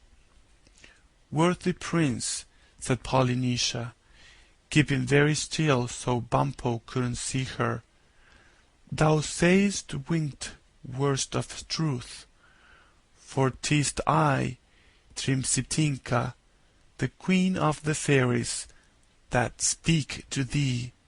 I am hiding in a rosebud." "Oh, tell me, fairy queen," cried Bumpo, clasping his hands in joy, "who is it can turn me white?" "In thy father's prison," said the parrot, "there lies a famous wizard, John Dolittle by name. Many things he knows of medicine and magic, and mighty deeds has he performed. Yet thy kindly father leaves him languishing long and lingering hours. Go to him, brave Bumpo, secretly when the sun has set, and behold, thou shalt be made the whitest prince that ever won fair lady. I have said enough. I must go back to Fairyland. Farewell." "Farewell," cried the prince. "A thousand thanks, good Tripsitinka." And he sat down on the seat again, with a smile upon his face, waiting for the sun to set. End of the 11th chapter. The 12th chapter, titled Medicine and Magic. Very, very quietly, making sure that no one should see her, Polynesia then slipped out at the back of the tree and flew across to the prison. She found Gub-Gub poking his nose through the bars of the window, trying to sniff the cooking smells that came from the palace kitchen. She told the pig to bring the doctor to the window because she wanted to speak to him. So Gub-Gub went and woke the doctor, who was taking a nap. "Listen," whispered the parrot when John Dolittle's face appeared. "Prince Bumpo is coming here tonight to see you, and you've got to find some way to turn him white. But be sure to make him promise you first that he will open the prison door and find a ship for you to cross the sea in." "This is all very well," said the doctor, "but it isn't so easy to turn a black man white. You speak as though he were dressed to be re-dyed. It is not so simple. Shall the leopard change his spots, or the Ethiopian his skin? You know?" "I don't know anything about that," said Polynesia impatiently, "but you must turn this man white. Think of a way. Think hard. You've got plenty of medicines left in the bag. He'll do anything for you if you change his color. It is your only chance to get out of prison." "Well, I suppose it might be possible," said the doctor. "Let me see." And he went over to his medicine bag, murmuring something about liberated chlorine on animal pigment, perhaps zinc ointment as temporary measure, spread thick. Well, that night Prince Bumpo came secretly to the doctor in prison and said to him, "White man, I am an unhappy prince. Years ago I went in search of the Sleeping Beauty whom I have read of in a book, and having travelled through the world many days, I at last found her and kissed her, the lady, very gently to awaken her, as the book said I should. 'Tis true indeed that she awoke, but when she saw my face she cried out, 'Oh, he's black!' and she ran away and wouldn't marry me, but went to sleep again somewhere else. So I came back, full of sadness, to my father's kingdom. Now I hear you are a wonderful magician and have some powerful potions, so I come to you for help. If you will turn me white, so that I may go back to the Sleeping Beauty, I will give you half my kingdom and anything besides you ask." "Prince Bumpo," said the doctor, looking thoughtfully at the bottles in his medicine bag, "supposing I made your hair a nice blonde color, would not that do instead to make you happy?" "No," said Bumpo, "nothing else will satisfy me. I must be a white prince." "You know it is very hard to change the color of a prince," said the doctor. "One of the hardest things a magician can do. You only want your face white, do you not?" "Yes, that is all," said Bumpo, "because I shall wear shiny armor and gauntlets of steel like the other white princes, and ride on a horse." "Must your face be white all over?" asked the doctor. "Yes, all over," said Bumpo, "and I would like my eyes blue too, but I suppose that would be very hard to do." "Yes, it would," said the doctor quickly. "Well, I will do what I can for you. You will have to be very patient, though. You know, with some medicines you can never be very sure. I might have to try 2 or 3 times. You have a strong skin, yes? Well, that's all right. Now come over here by the light. Oh, but before I do anything, you must first go down to the beach and get a ship ready, with food in it, to take me across the sea. Do not speak a word of this to anyone, and when I have done as you ask, you must let me and all my animals out of prisons. Promise, by the crown of Choliginki." So the prince promised and went away to get the ship ready at the seashore. When he came back and said that it was done, the doctor asked Dab-Dab to bring a basin. Then he mixed a lot of medicines in the basin and told Bumpo to dip his face in it. The prince leaned down and put his face in, right up to the ears. He held it there a long time, so long that the doctor seemed to get dreadfully anxious and fidgety, standing first on one leg and then on the other, looking at all the bottles he had used for the mixture, and reading the labels on them again and again. A strong smell filled the prison, like the smell of brown paper burning. At last the prince lifted his face up out of the basin, breathing very hard, and all the animals cried out in surprise. For the prince's face had turned as white as snow, and his eyes, which had been mud-colored, were a manly grey. When John Dolittle lent him a little looking-glass to see himself in, he sang for joy and began dancing around the prison. But the doctor asked him not to make so much noise about it, and when he had closed his medicine bag in a hurry, he told him to open the prison door. Bumpo begged that he might keep the looking-glass, as it was the only one in the kingdom of Jolly Ginky, and he wanted to look at himself all day long. But the doctor said he needed it to shave with. Then the prince, taking a bunch of copper keys from his pocket, undid the great double locks, and the doctor with all his animals ran as fast as they could down to the seashore, while Bumpo leaned against the wall of the empty dungeon, smiling after them happily, his big face shining like polished ivory in the light of the moon.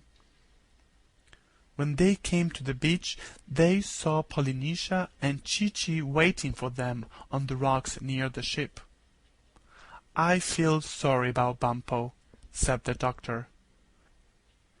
"I am afraid that medicine I used will never last. Most likely he will be as black as ever when he wakes up in the morning. That's one reason why I didn't like to leave the mirror with him. But then again, he might stay white. I have never used that mixture before. To tell the truth, I was surprised myself that it worked so well. But I had to do something, didn't I? I couldn't possibly scrub the king's kitchen for the rest of my life. It was such a dirty kitchen. I could see it from the prison window. Well, well, poor Bumpo. Oh, of course he will know we were just joking with him," said the parrot. "They had no business to lock us up," said Dab-Dab, waggling her tail angrily. "We never did them any harm. Serve him right if he does turn black again. I hope it's a dark black." "But he didn't have anything to do with it," said the doctor. "It was the king, his father, who had us locked up. It wasn't Bumpo's fault." I wonder if I ought to go back and apologize. "Oh, well, I'll send him some candy when we get to Puddleby, and who knows, he may stay white after all. The Sleeping Beauty would never have him, even if he did," said Dab-Dab. "He looked better the way he was, I thought. But he'd never be anything but ugly, no matter what color he was made." "Still, he had a good heart," said the doctor. "Romantic, of course, but a good heart. After all, handsome is as handsome does." "I don't believe the poor booby found the Sleeping Beauty at all," said Jip the dog. "Most likely he kissed some farmer's fat wife who was taking a snooze under an apple tree. Can't blame her for getting scared. I wonder who he'll go and kiss this time. Silly business." Then the Push-Me-Pull-You, the White Mouse, Gub-Gub, Dab-Dab, Jip, and the Owl Too-Too went on to the ship with the doctor. But Chi-Chi, Polynesia, and the crocodile stayed behind, because Africa was their proper home, the land where they were born. And when the doctor stood upon the boat, he looked over the side across the water, and then he remembered that they had no one with them to guide them back to Puddleby. The wide, wide sea looked terribly big and lonesome in the moonlight, and he began to wonder if they would lose their way when they passed out of sight of land. But even while he was wondering, they heard a strange whispering noise high in the air, coming through the night, and the animals all stopped saying goodbye and listened. The noise grew louder and bigger. It seemed to be coming nearer to them, a sound like the autumn wind blowing through the leaves of a poplar tree, or a great, great rain beating down upon a roof. and Jip, with his nose pointing and his tail quite straight, said, "Birds! Millions of them, flying fast, that's it." And then they all looked up, and there, streaming across the face of the moon, like a huge swarm of tiny ants, they could see thousands and thousands of little birds. Soon the whole sky seemed full of them, and still more kept coming, more and more.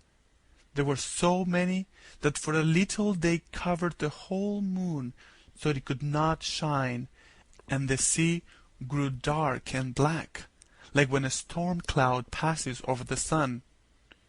And presently all these birds came down close, skimming over the water and the land, and the night sky was left clear above, and the moon shone as before. Still never a call nor a cry nor a song they made, no sound but this great rustling of feathers which grew greater now than ever. When they began to settle on the sands, along the ropes of the ship, anywhere and everywhere except the trees, the doctor could see that they had blue wings and wide breasts and very short feather legs. As soon as they had all found a place to sit, suddenly there was no noise left anywhere. All was quiet, all was still. And in the silent moonlight John Dolittle spoke. "I had no idea that we had been in Africa so long.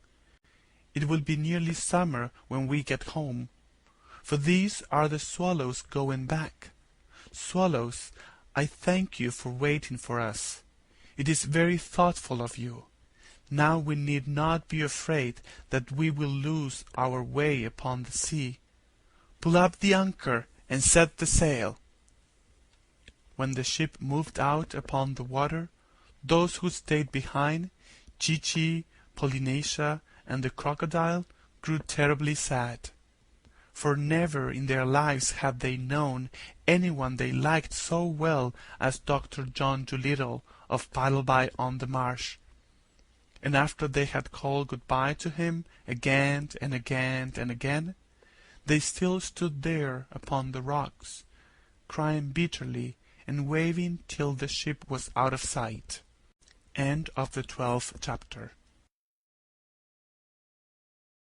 The 13th chapter, titled Red Sails and Blue Wings. Sailing homeward, the doctor's ship had to pass the coast of Barbary. This coast is the seashore of the great desert. It is a wild, lonely place, all sand and stones, and it was here that the Barbary pirates lived. These pirates, a bad lot of men, used to wait for sailors to be shipwrecked on their shores, and often, if they saw a boat passing, they would come out in their fast-sailing ships and chase it. When they caught a boat like this at sea, they would steal everything on it, and after they had taken the people off, they would sink the ship and sail back to Barbary, singing songs and feeling proud of the mischief they had done. Then they used to make the people they had caught write home to their friends for money, and if the friends sent no money, the pirates often threw the people into the sea. Now one sunshiny day the doctor and Dab-Dab were walking up and down on the ship for exercise. A nice fresh wind was blowing the boat along, and everybody was happy. Presently Dab-Dab saw the sail of another ship a long way behind them on the edge of the sea. It was a red sail. "I don't like the look of that sail," said Dab-Dab. "I have a feeling it isn't a friendly ship. I am afraid there is more trouble coming to us." Jip, who was lying near taking a nap in the sun, began to growl and talk in his sleep. "I smell roast beef cooking," he mumbled. "Underdone roast beef, with brown gravy over it." "Good gracious!" cried the doctor. "What's the matter with the dog? Is he smelling in his sleep, as well as talking?" "I suppose he is," said Dab-Dab. "All dogs can smell in their sleep." "But what is he smelling?" asked the doctor. "There is no roast beef cooking on our ship." "No," said Dab-Dab. "The roast beef must be on that other ship over there." "But that's 10 miles away," said the doctor. "He couldn't smell that far, surely." "Oh, yes, he could," said Dab-Dab. "You ask him." Then Jip, still fast asleep, began to growl again, and his lip curled up angrily, showing his clean white teeth. "I smell bad men," he growled. "The worst men I ever smelled. I smell trouble. I smell a fight. 6 bad scoundrels fighting against one brave man. I want to help him. Woof, woo, woof!" Then he barked loud and woke himself up with a surprised look on his face. "See!" cried Dab-Dab. "That boat is nearer now. You can count its 3 big sails, all red. Whoever it is, they're coming after us. I wonder who they are." "They are bad sailors," said Jip, "and their ship is very swift. They are surely the pirates of Barbary." "Well, we must put up more sails on our boat," said the doctor, "so we can go faster and get away from them. Run downstairs, Jip, and fetch me all the sails you see." The dog hurried downstairs and dragged up every sail he could find. But even when all these were put up on the mast to catch the wind, the boat did not go nearly as fast as the pirates, which kept coming on behind, closer and closer. "This is a poor ship the prince gave us," said Gub-Gub the pig. "The slowest he could find, I should think. Might as well try to win a race in a soup tureen as hope to get away from them in this old barge. Look how near they are now. You can see the mustaches on the faces of the men, 6 of them. What are we going to do?" Then the doctor asked Dab-Dab to fly up and tell the swallows that pirates were coming after them in a swift ship, and what should he do about it? When the swallows heard this, they all came down onto the doctor's ship, and they told him to unravel some pieces of long rope and make them into a lot of thin strings as quickly as he could. Then the ends of these strings were tied onto the front of the ship, and the swallows took hold of the strings with their feet and flew off, pulling the boat along. And although swallows are not very strong when only 1 or 2 are by themselves, it is different when there are a great lot of them together. And there, tied to the doctor's ship, were 1,000 strings, and 2,000 swallows were pulling on each string, all terribly swift flyers. And in a moment the doctor found himself travelling so fast he had to hold his hat on with both hands, for he felt as though the ship itself were flying through waves that frothed and boiled with speed. And all the animals on the ship began to laugh and dance about in the rushing air. For when they looked back at the pirate's ship, they could see that it was growing smaller now, instead of bigger. The red sails were being left far, far behind. End of the 13th chapter. The 14th chapter, titled The Rat's Warning. Dragging a ship through the sea is hard work, and after 2 or 3 hours the swallows began to get tired in the wings and short of breath. Then they sent a message down to the doctor to say that they would have to take a rest soon, and that they would pull the boat over to an island not far off, and hide it in a deep bay till they had got breath enough to go on. And presently the doctor saw the island they had spoken of. It had a very beautiful high green mountain in the middle of it. When the ship had sailed safely into the bay, where it could not be seen from the open sea, the doctor said he would get off onto the island to look for water, because there was none left to drink on his ship. And he told all the animals to get out too, and romp on the grass to stretch their legs. Now, as they were getting off, the doctor noticed that a whole lot of rats were coming up from downstairs and leaving the ship as well. Jip started to run after them, because chasing rats have always been his favorite game, but the doctor told him to stop. And one big black rat, who seemed to want to say something to the doctor, now crept forward timidly along the rail, watching the dog out of the corner of his eye. And after he had coughed nervously 2 or 3 times, and cleaned his whiskers, and wiped his mouth, he said, You know, of course, that all ships have rats in them, doctor, do you not?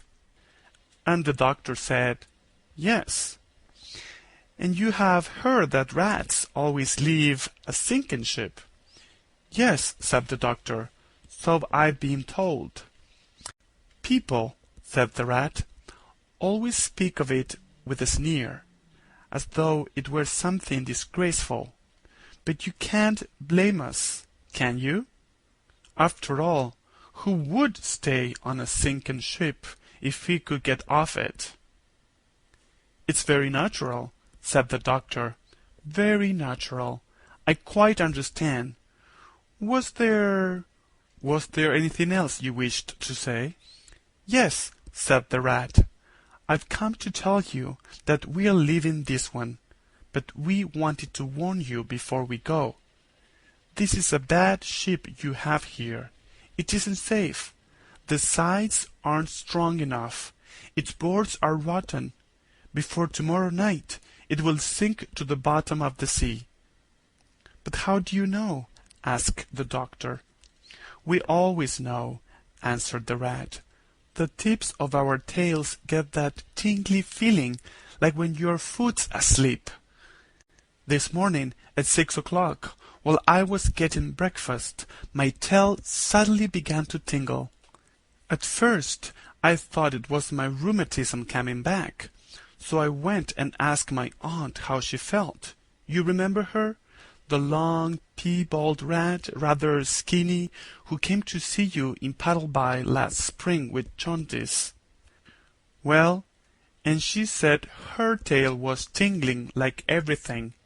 Then we knew for sure that this boat was going to sink in less than 2 days, and we all made up our minds to leave it as soon as we got near enough to any land. It's a bad ship, doctor. Don't sail in it any more, or you'll be surely drowned. Goodbye. We are now going to look for a good place to live on this island. Goodbye, said the doctor, and thank you very much for coming to tell me. Very considerate of you, very. Give my regards to your aunt. I remember her perfectly. Leave that rat alone, Jip. Come here. Lie down. So then the doctor and all his animals went off, carrying pails and saucepans, to look for water on the island, while the swallows took their rest. I wonder what is the name of this island, said the doctor as he was climbing up the mountain side. It seems a pleasant place. What a lot of birds there are! Why, these are the Canary Islands, said Dab-Dab. Don't you hear the canaries singing? The doctor stopped and listened. "Why, to be sure, of course," he said. "How stupid of me! I wonder if they can tell us where to find water." And presently the canaries, who had heard all about Dr. Dolittle from birds of passage, came and led him to a beautiful spring of cool, clear water, where the canaries used to take their bath, and they showed him lovely meadows, where the burr seed grew, and all the other sides of their island. And the Push-me-pull-you was glad they had come, because he liked the green grass so much better than the dried apples he had been eating on the ship. And Gub-Gub squeaked for joy when he found a whole valley full of wild sugar-cane. A little later, when they had all had plenty to eat and drink, and were lying on their backs while the canaries sang for them, 2 of the swallows came hurrying up, very flustered and excited. "Doctor," they cried, "the pirates have come into the bay, and they've all got onto your ship. They are downstairs looking for things to steal. They have left their own ship with nobody on it. If you hurry and come down to the shore, you can get onto their ship, which is very fast, and escape, but you'll have to hurry." "That's a good idea," said the doctor. "Splendid!" And he called his animals together at once, said good-bye to the canaries, and ran down to the beach. When they reached the shore, they saw the pirate ship, with the 3 red sails standing in the water, and, just as the swallows had said, there was nobody on it. All the pirates were downstairs in the doctor's ship, looking for things to steal. So John Dolittle told his animals to walk very softly, and they all crept onto the pirate ship. End of the 14th chapter. The 15th chapter, titled The Barbary Dragon. Everything would have gone all right if the pig had not caught a cold in his head while eating the damp sugar-cane on the island. This is what happened.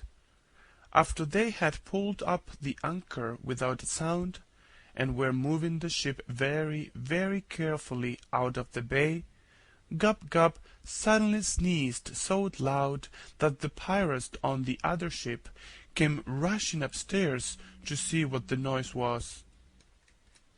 As soon as they saw the doctor was escaping, they sailed the other boat right across the entrance to the bay, so that the doctor could not get out into the open sea.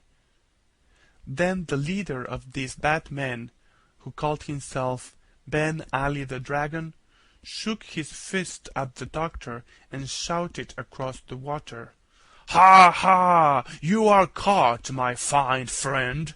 You were going to run off in my ship, huh? But you are not a good enough sailor to beat Ben Ali the Barbary Dragon. I want that duck you got, and the pig too. We'll have pork chops and roast duck for supper tonight.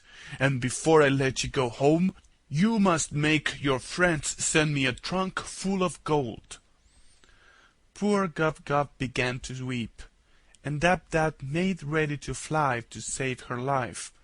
But the owl Too-Too whispered to the doctor, "Keep him talking, doctor. Be pleasant to him. Our old ship is bound to sink soon. The rats said it would be at the bottom of the sea before tomorrow night. And the rats are never wrong. Be pleasant till the ship sinks under him. Keep him talking." "What, until tomorrow night?" said the doctor. "Well, I'll do my best. Let me see. What shall I talk about?" "Oh, let them come on," said Jip. "We can fight the dirty rascals. There are only 6 of them. Let them come on. I'd love to tell that collie next door, when we get home, that I had beaten a real pirate. Let them come, we can fight them. But they have pistols and swords, said the doctor. No, that would never do. I must talk to him. Look, here, Ben Ali. But before the doctor could say any more, the pirates began to sail the ship nearer, laughing with glee, and saying one to another, "Who shall be the first to catch the pig?"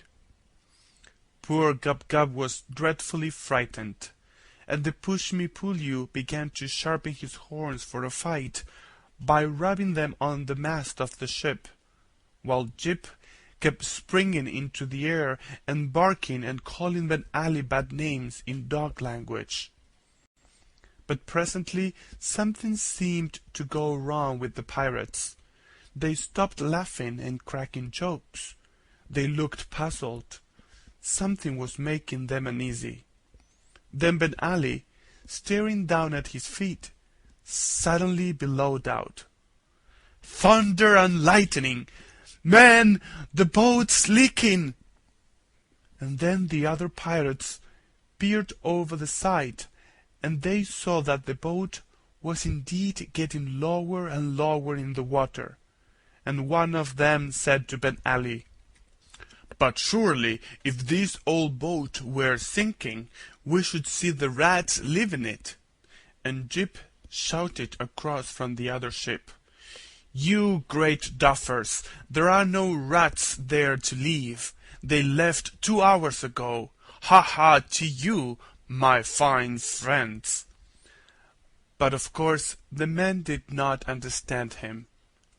Soon the front end of the ship began to go down and down, faster and faster, till the boat looked almost as though it were standing on its head, and the pirates had to cling to the rails and the masts and the ropes and anything to keep from sliding off.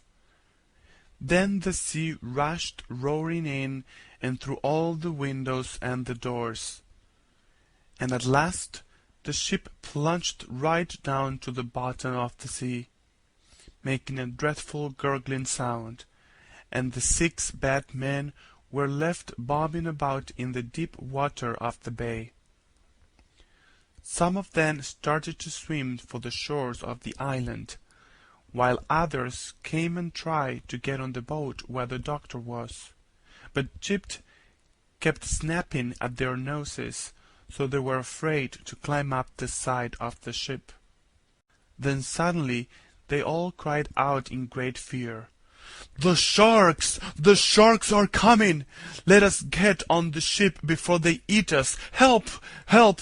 The sharks! The sharks!"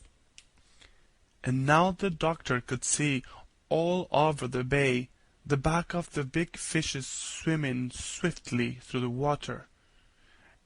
And one great shark came near to the ship, and poking his nose out of the water, he said to the doctor, "Are you John Dolittle, the famous animal doctor?" "Yes," said Dr. Dolittle, "that is my name."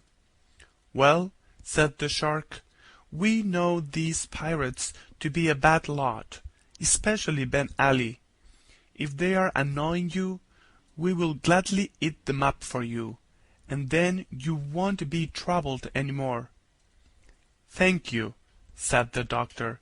"This is really most attentive, but I don't think it will be necessary to eat them. Don't let any of them reach the shore until I tell you. Just keep them swimming about, will you? And please make Ben Ali swim over here, that I may talk to him." So the shark went off and chased Ben Ali over to the doctor. "Listen, Ben Ali," said John Dolittle, leaning over the side. "You have been a very bad man, and I understand that you have killed many people. These good sharks have just offered to eat you up for me, and it would indeed be a good thing if the seas were rid of you. But if you will promise to do as I tell you, I will let you go in safety." "What must I do?" asked the pirate, looking down sideways at the big shark who was smelling his leg under the water. "You must kill no more people," said the doctor. "You must stop stealing. You must never sink another ship. You must give up being a pirate altogether." "But what shall I do then?" asked Ben Ali. "How shall I live?" "You and all your men must go on to this island and be bird seed farmers," the doctor answered. "You must grow bird seed for the canaries." The Barbary dragon turned pale with anger. "Grow bird seed?" he groaned in disgust. "Can't I be a sailor?" "No," said the doctor, "you cannot. You had been a sailor long enough, and sent many stout ships and good men to the bottom of the sea. For the rest of your life you must be a peaceful farmer. The shark is waiting. Do not waste any more of his time. Make up your mind." "Thunder and lightning!" Ben Ali muttered. "Bird seed!" Then he looked down into the water again and saw the great fish smelling his other leg. "Very well," he said sadly. "We'll be farmers."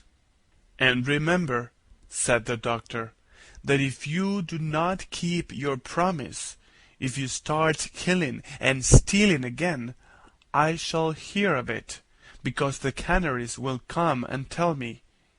And be very sure that I will find a way to punish you, for though I may not be able to sail a ship as well as you, so long as the birds and the beasts and the fishes are my friends, I do not have to be afraid of a pirate chief, even though he call himself the Dragon of Barbary. Now go and be a good farmer and live in peace."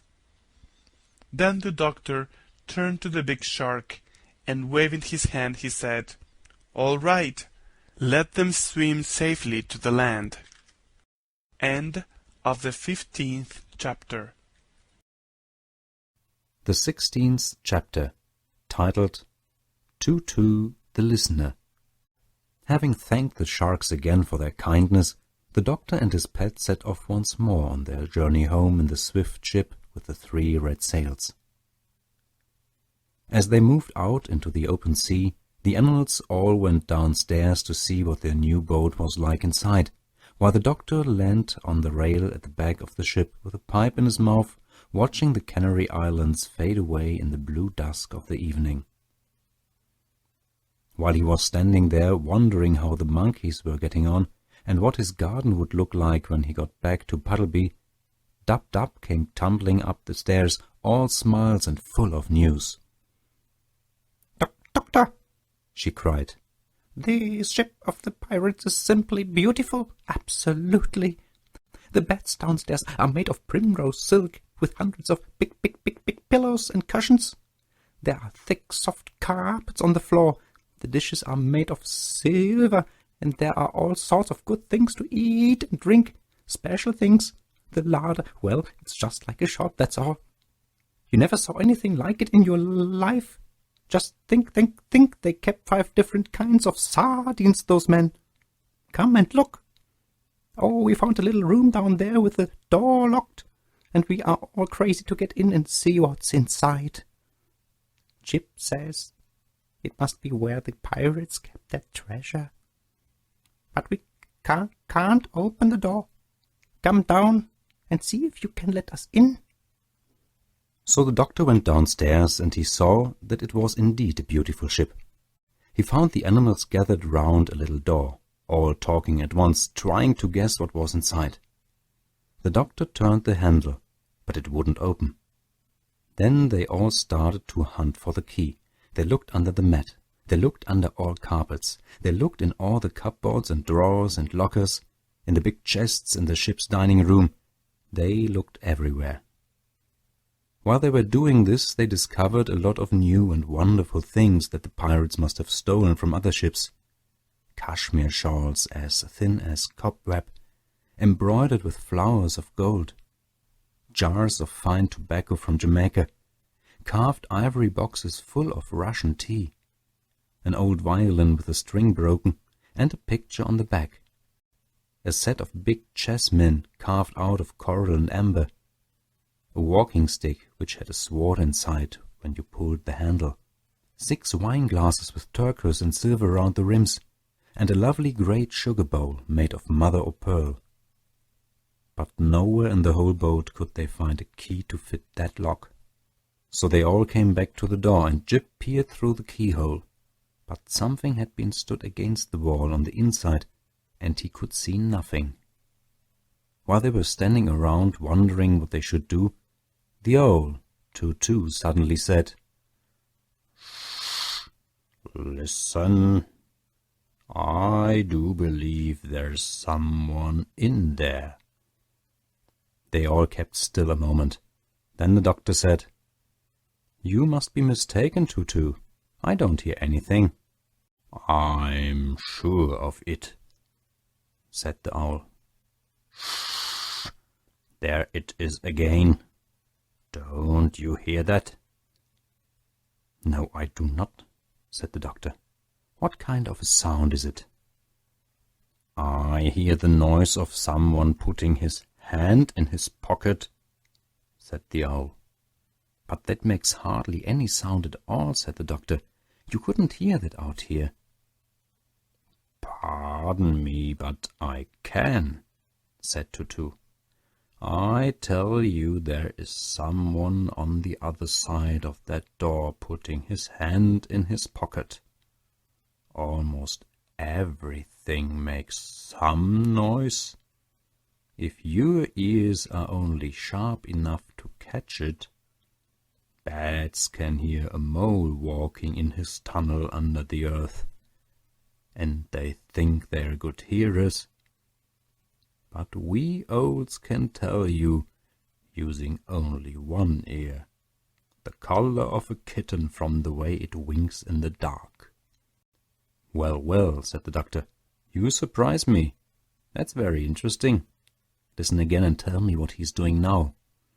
"I'm not sure yet," said Tutu. "If it's a man at all, maybe it's a woman. Lift me up and let me listen at the keyhole, and I'll soon tell you." So the doctor lifted the owl up and held him close to the lock of the door. After a moment Tutu said, "Now he's rubbing his face with his left hand. It's a small hand and a small face. It might be a woman. No. Now he pushes his hair back off his forehead. It's a man, all right." "Women sometimes do that," said the doctor. "True," said the owl. "But when they do, their long hair makes quite a different sound. Shh! Make that fidgety pig keep still. Now all hold your breath a moment, so I can listen well. This is very difficult, what I am doing now. And the pesky door is so thick. Shh! Everybody quite still. Shut your eyes and don't breathe." Tutu leaned down and listened again, very hard and long.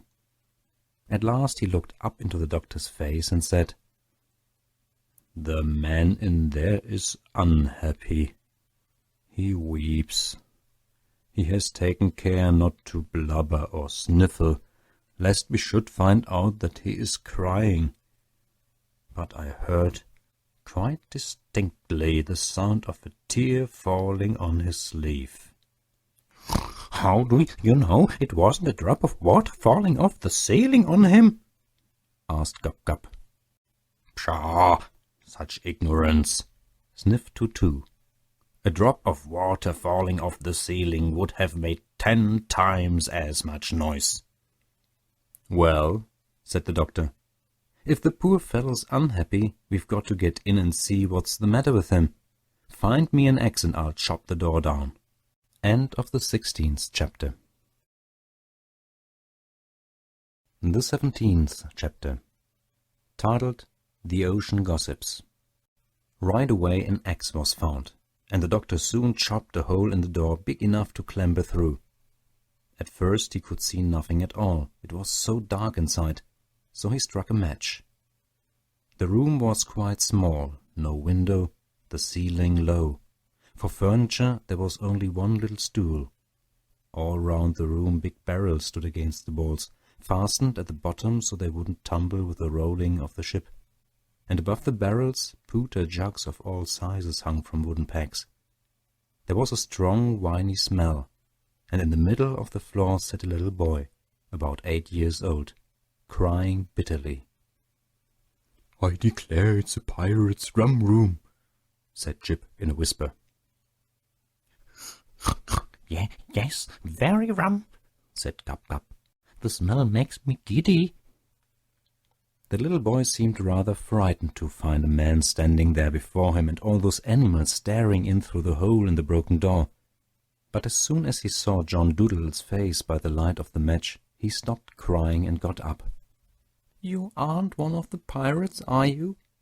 he asked. And when the doctor threw back his head and laughed long and loud, the little boy smiled too and came and took his hand. "You laugh like a friend," he said, "not like a pirate. Could you tell me where my uncle is?" "I'm afraid I can't," said the doctor. "When did you see him last?" "It was the day before yesterday," said the boy. "I and my uncle went out fishing in our little boat when the pirates came and caught us. They sunk our fishing boat and brought us both on to this ship. They told my uncle that they wanted him to be a pirate like them, for he was clever at sailing a ship in all weathers. But he said he didn't want to be a pirate, because killing people and stealing was no work for a good fisherman to do. Then the leader, Ben Ali, got very angry and gnashed his teeth, and said they would throw my uncle into the sea if he didn't do as they said. They sent me downstairs, and I heard the noise of a fight going on above. And when they let me come up again next day, my uncle was nowhere to be seen. I asked the pirates where he was, but they wouldn't tell me. I'm very much afraid they threw him into the sea and drowned him." And the little boy began to cry again. "Well, now, wait a minute," said the doctor. "Don't cry. Let's go and have tea in the dining room, and we'll talk it over. Maybe your uncle is quite safe all the time. You don't know that he was drowned, do you? And that's something. Perhaps we can find him for you. First we'll go and have tea with strawberry jam, and then we will see what we can do." All the animals had been standing around listening with great curiosity, and when they had gone into the ship's dining room and were having tea, Dub-Dub came up behind the doctor's chair and whispered, "Ask the porpoises if the boy's uncle was drowned, they'll know." "All right," said the doctor, taking a second piece of bread and jam. "What are those funny clicking noises you are making with your tongue?" asked the boy. "Oh, I just said a couple of words in duck language," the doctor answered. "This is Dub-Dub, one of my pets." "I didn't even know that ducks had a language," said the boy. "Are all these other animals your pets too? What is that strange-looking thing with 2 heads?" "Shh," the doctor whispered. "That is the push-me-pull-you. Don't let him see we're talking about him. He gets so dreadfully embarrassed." "Tell me, how did you come to be locked up in that little room?" "The pirates shut me in there when they were going off to steal things from another ship. When I heard someone chopping on the door, I didn't know who it could be. I was very glad to find it was you. Do you think you will be able to find my uncle for me?" "Well, we are going to try very hard," said the doctor. "Now, what was your uncle like to look at?" "He had red hair," the boy answered. "Very red hair, and the picture of an anchor tattooed on his arm. He was a strong man, a kind uncle, and the best sailor in the South Atlantic. His fishing boat was called the Saucy Sally, a cutter-rigged sloop. "What's cuttering sloop?" whispered Gub-Gub, turning to Jip. "That's the kind of a ship the man had," said Jip. "Keep still, can't you?" "Oh," said the pig, "is that all? I thought it was something to drink." So the doctor left the boy to play with the animals in the dining room and went upstairs to look for passing porpoises. And soon a whole school came dancing and jumping through the water, on their way to Brazil. When they saw the doctor leaning on the rail of his ship, they came over to see how he was getting on. And the doctor asked them if they had seen anything of a man with red hair and an anchor tattooed on his arm. "Do you mean the master of the Saucy Sally?" asked the porpoises. "Yes," said the doctor, "that's the man. Has he been drowned?" "His fishing sloop was sunk," said the porpoises, "for we saw it lying at the bottom of the sea, but there was nobody inside because we went and looked." "His little nephew is on the ship with me here," said the doctor, "and he is terribly afraid that the pirates threw his uncle into the sea. Would you be so good as to find out for me for sure whether he has been drowned or not?" "Oh, he isn't drowned," said the porpoises. "If he were, we would be sure to have heard of it from the deep-sea decapods. We hear all the salt-water news.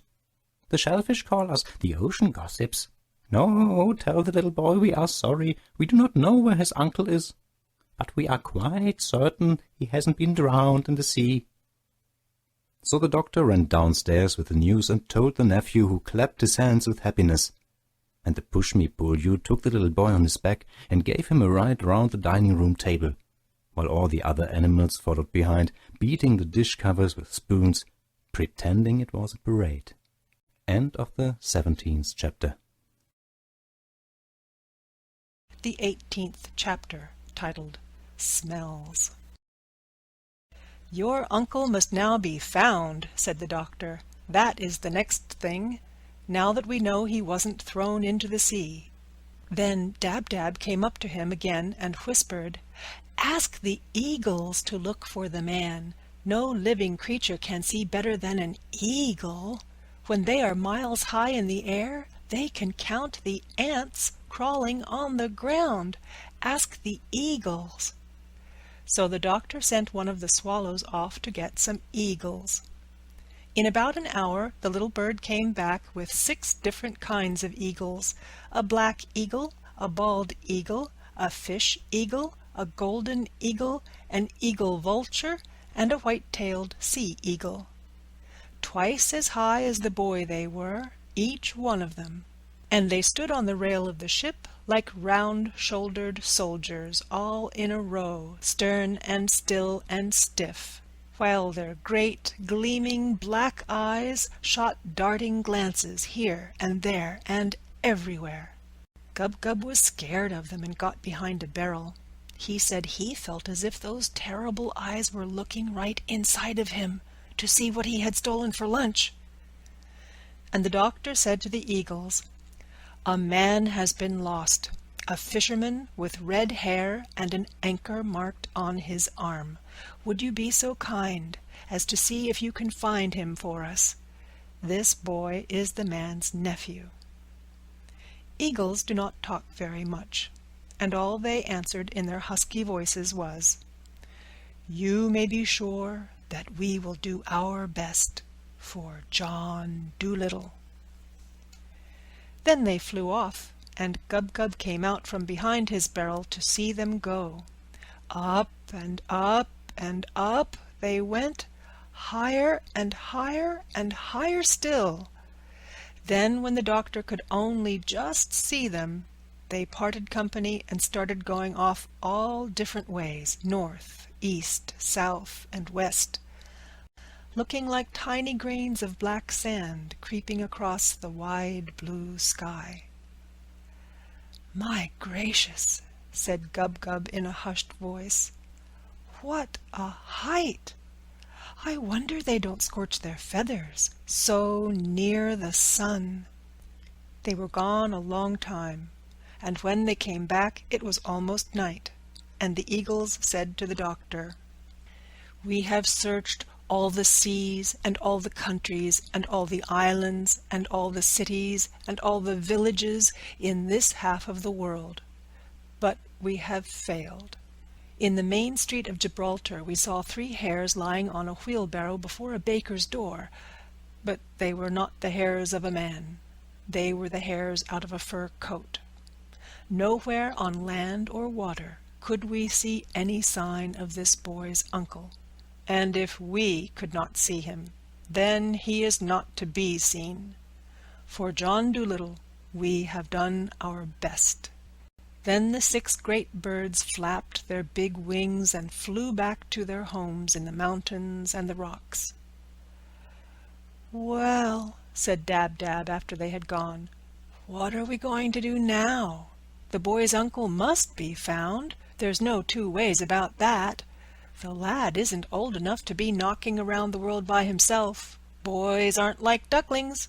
They have to be taken care of till they're quite old. I wish Chee-Chee were here.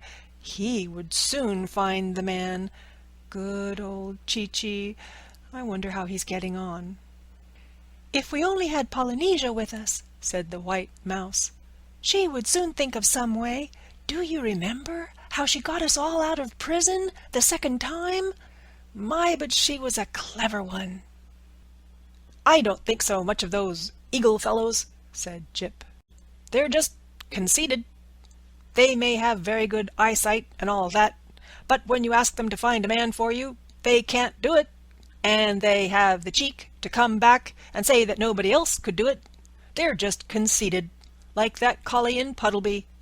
And I don't think a whole lot of those gossipy old porpoises either. All they could tell us was that the man isn't in the sea. We don't want to know where he isn't. We want to know where he is." "Oh, don't talk so much," said Gub-Gub. "It's easy to talk, but it isn't so easy to find a man when you have got the whole world to hunt him in.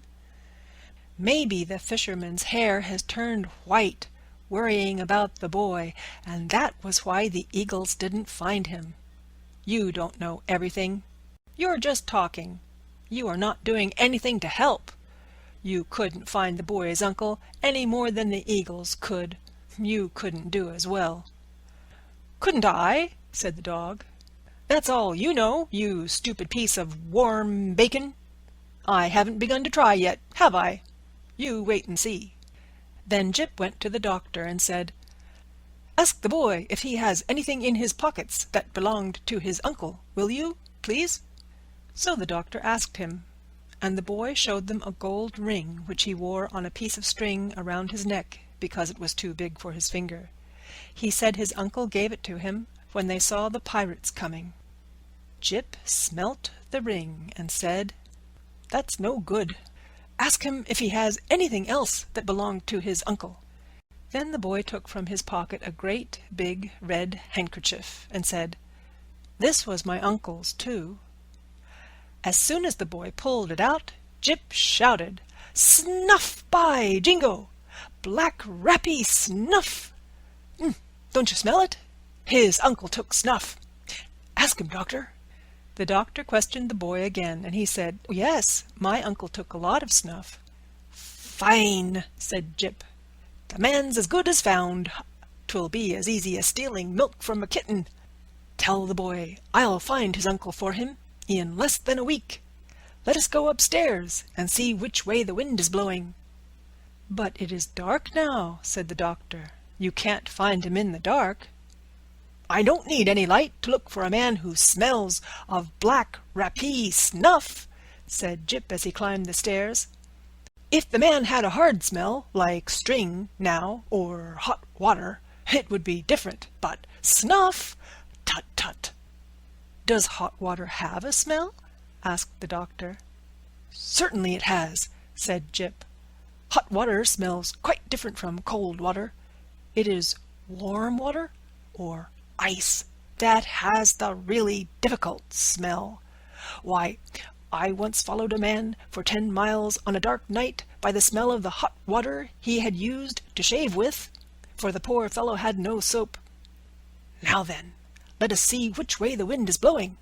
Wind is very important in long-distance smelling. It mustn't be too fierce a wind, and of course it must blow the right way. A nice, steady, damp breeze is the best of all. Ha! This wind is from the north. Then Jip went up to the front of the ship and smelt the wind, and he started muttering to himself, tar, Spanish onions, kerosene oil, wet raincoats, crushed laurel leaves, rubber burning, lace curtains being washed. No, my mistake. Lace curtains hanging out to dry. And foxes, hundreds of them, cubs. And can you really smell all those different things in this one wind? Asked the doctor. Why, of course, said Jip. And those are only a few of the easy smells, the strong ones. Any mongrel could smell those with a cold in the head. Wait now, and I'll tell you some of the harder scents that are coming on this wind. A few of the dainty ones. Then the dog shut his eyes tight, poked his nose straight up in the air, and sniffed hard with his mouth half open. For a long time he said nothing. He kept as still as a stone. He hardly seemed to be breathing at all. When at last he began to speak, it sounded almost as though he were singing, sadly, in a dream. Bricks, he whispered very low. Old yellow bricks, crumbling with age in a garden wall. The sweet breath of young cows standing in a mountain stream. The lead roof of a dovecote, or perhaps a granary, with the midday sun on it. Black kid gloves lying in a bureau drawer of walnut wood. A dusty road with a horse's drinking trough beneath the sycamores. Little mushrooms bursting through the rotting leaves. And... Any parsnips? Asked Gub-Gub. No, said Jip. You always think of things to eat. No parsnips whatever. And no snuff. Plenty of pipes and cigarettes, and a few cigars, but no snuff. We must wait till the wind changes to the south. Yes, it's a poor wind, that, said Gub-Gub. I think you're a fake, Jip. Who ever heard of finding a man in the middle of the ocean just by smell? I told you you couldn't do it. Look here, said Jip, getting really angry. You're going to get a bite on the nose in a minute. You needn't think that just because the doctor won't let us give you what you deserve, that you can be as cheeky as you like. Stop quarreling, said the doctor. Stop it. Life's too short. Tell me, Jip, where do you think those smells are coming from? From Devon and Wales, most of them, said Jip. The wind is coming that way. Well, well, said the doctor. You know, that's really quite remarkable. Quite. I must make a note of that for my new book. I wonder if you could train me to smell as well as that. But no, perhaps I'm better off the way I am. Enough is as good as a feast, they say. Let's go down to supper. I'm quite hungry. So am I, said Gub-Gub. End of the 18th chapter. The 19th chapter, titled The Rock. Up they got, early next morning, out of the silken beds, and they saw that the sun was shining brightly, and that the wind was blowing from the south. Jip smelt the south wind for half an hour. Then he came to the doctor, shaking his head. "I smell no snuff as yet," he said. "We must wait till the wind changes to the east." But even when the east wind came, at 3 o'clock that afternoon, the dog could not catch the smell of snuff. The little boy was terribly disappointed, and began to cry again, saying that no one seemed to be able to find his uncle for him. But all Jip said to the doctor was, "Tell him that when the wind changes to the west, I'll find his uncle even though he be in China, so long as he is still taking Black Rapis snuff. 3 days they had to wait before the west wind came. This was on a Friday morning, early, just as it was getting light. A fine rainy mist lay on the sea like a thin fog, and the wind was soft and warm and wet. As soon as Jip awoke, he ran upstairs and poked his nose in the air. Then he got most frightfully excited and rushed down again to wake the doctor up. "Doctor," he cried, "I've got it! Doctor, doctor, wake up! Listen, I've got it! The wind's from the west, and it smells of nothing but snuff. Come upstairs and start the ship, quick!" So the doctor tumbled out of bed and went to the rudder to steer the ship. "Now I'll go to the front," said Jip, "and you watch my nose. Whichever way I point it, you turn the ship the same way. The man cannot be far off, with the smell as strong as this. And the wind's all lovely and wet. Now watch me." So all that morning Jip stood in the front part of the ship, sniffing the wind and pointing the way for the doctor to steer, while all the animals and the little boy stood round with their eyes wide open, watching the dog in wonder. About lunch-time, Jip asked Dab-Dab to tell the doctor that he was getting worried and wanted to speak to him. So Dab-Dab went and fetched the doctor from the other end of the ship, and Jip said to him, "The boy's uncle is starving. We must make the ship go as fast as we can." "How do you know he is starving?" asked the doctor. "Because there is no other smell in the west wind but snuff," said Jip. "If the man were cooking or eating food of any kind, I would be bound to smell it too. But he hasn't even fresh water to drink. All he is taking is snuff, in large pinches. We are getting nearer to him all the time, because the smell grows stronger every minute.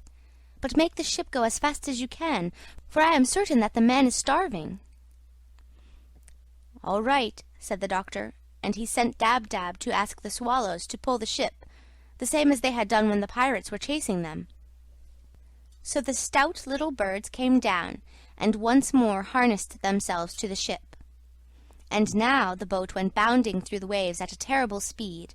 It went so fast that the fishes in the sea had to jump for their lives to get out of the way and not be run over.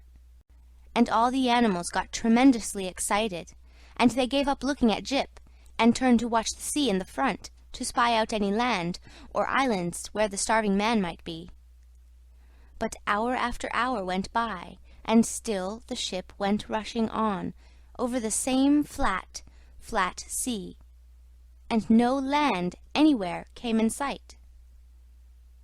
And now the animals gave up chattering and sat around silent, anxious and miserable.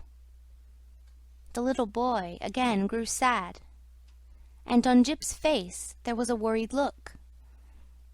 At last, late in the afternoon, just as the sun was going down, the owl, Tutu, who was perched on the tip of the mast, suddenly startled them all by crying out at the top of his voice, "Jip!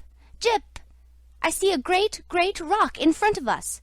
Look, way out there where the sky and the water meet. See the sunshine on it? Like gold. Is the smell coming from there?" And Jip called back, "Yes, that's it. That is where the man is. At last! At last!" And when they got nearer, they could see that the rock was very large as a big field. No trees grew on it, no grass, nothing. The great rock was as smooth and as bare as the back of a tortoise. Then the doctor sailed the ship right around the rock, but nowhere on it could a man be seen. All the animals screwed up their eyes and looked as hard as they could, and John Dolittle got a telescope from downstairs. But not one living thing could they spy, not even a gull, nor a starfish, nor a shred of seaweed. They all stood still and listened, straining their ears for any sound.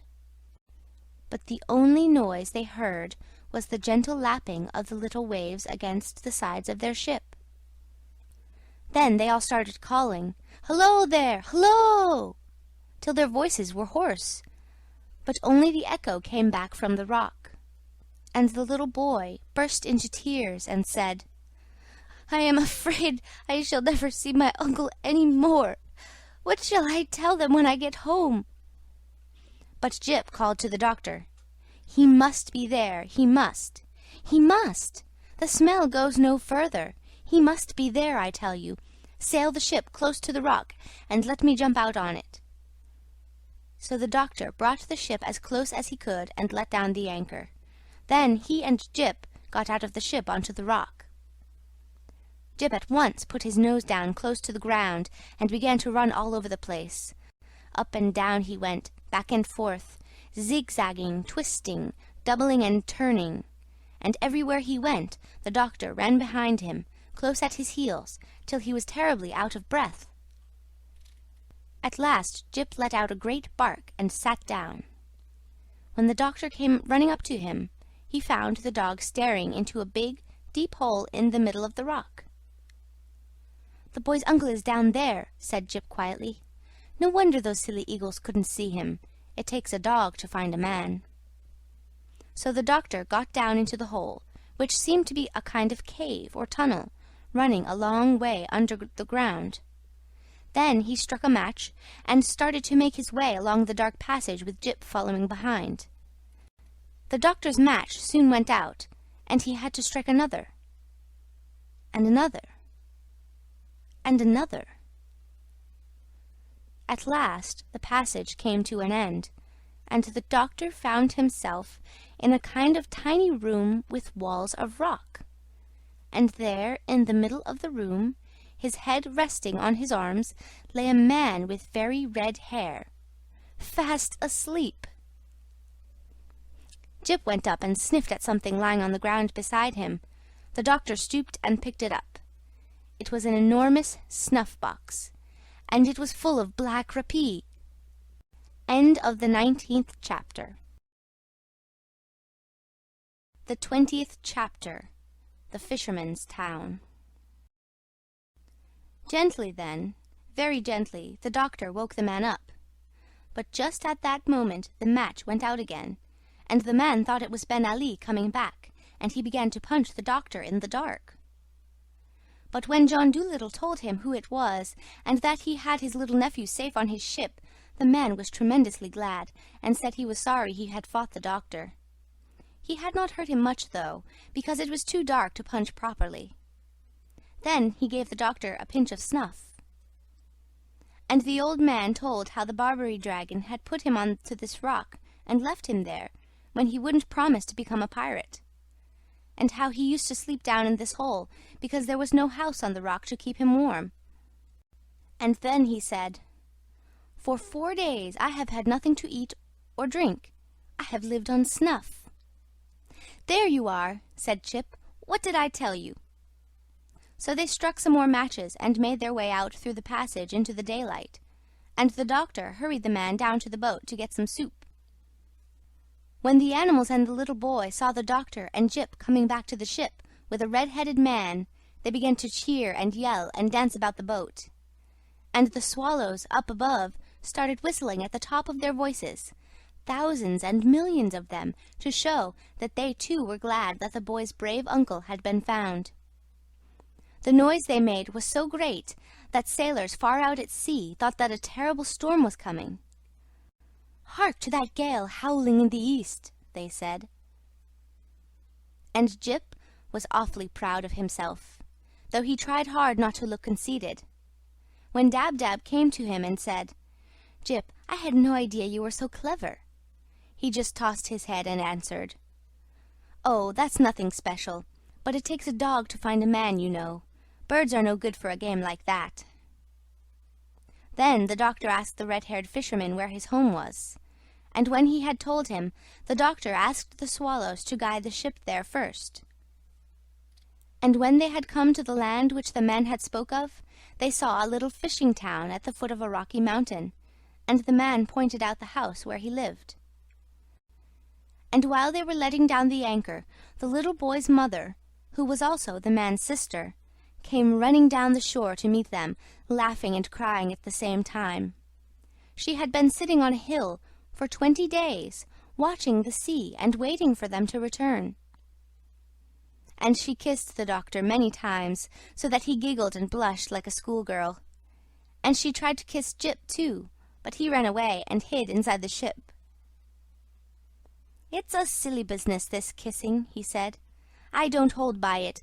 Let her go and kiss Gub-Gub, if she must kiss something."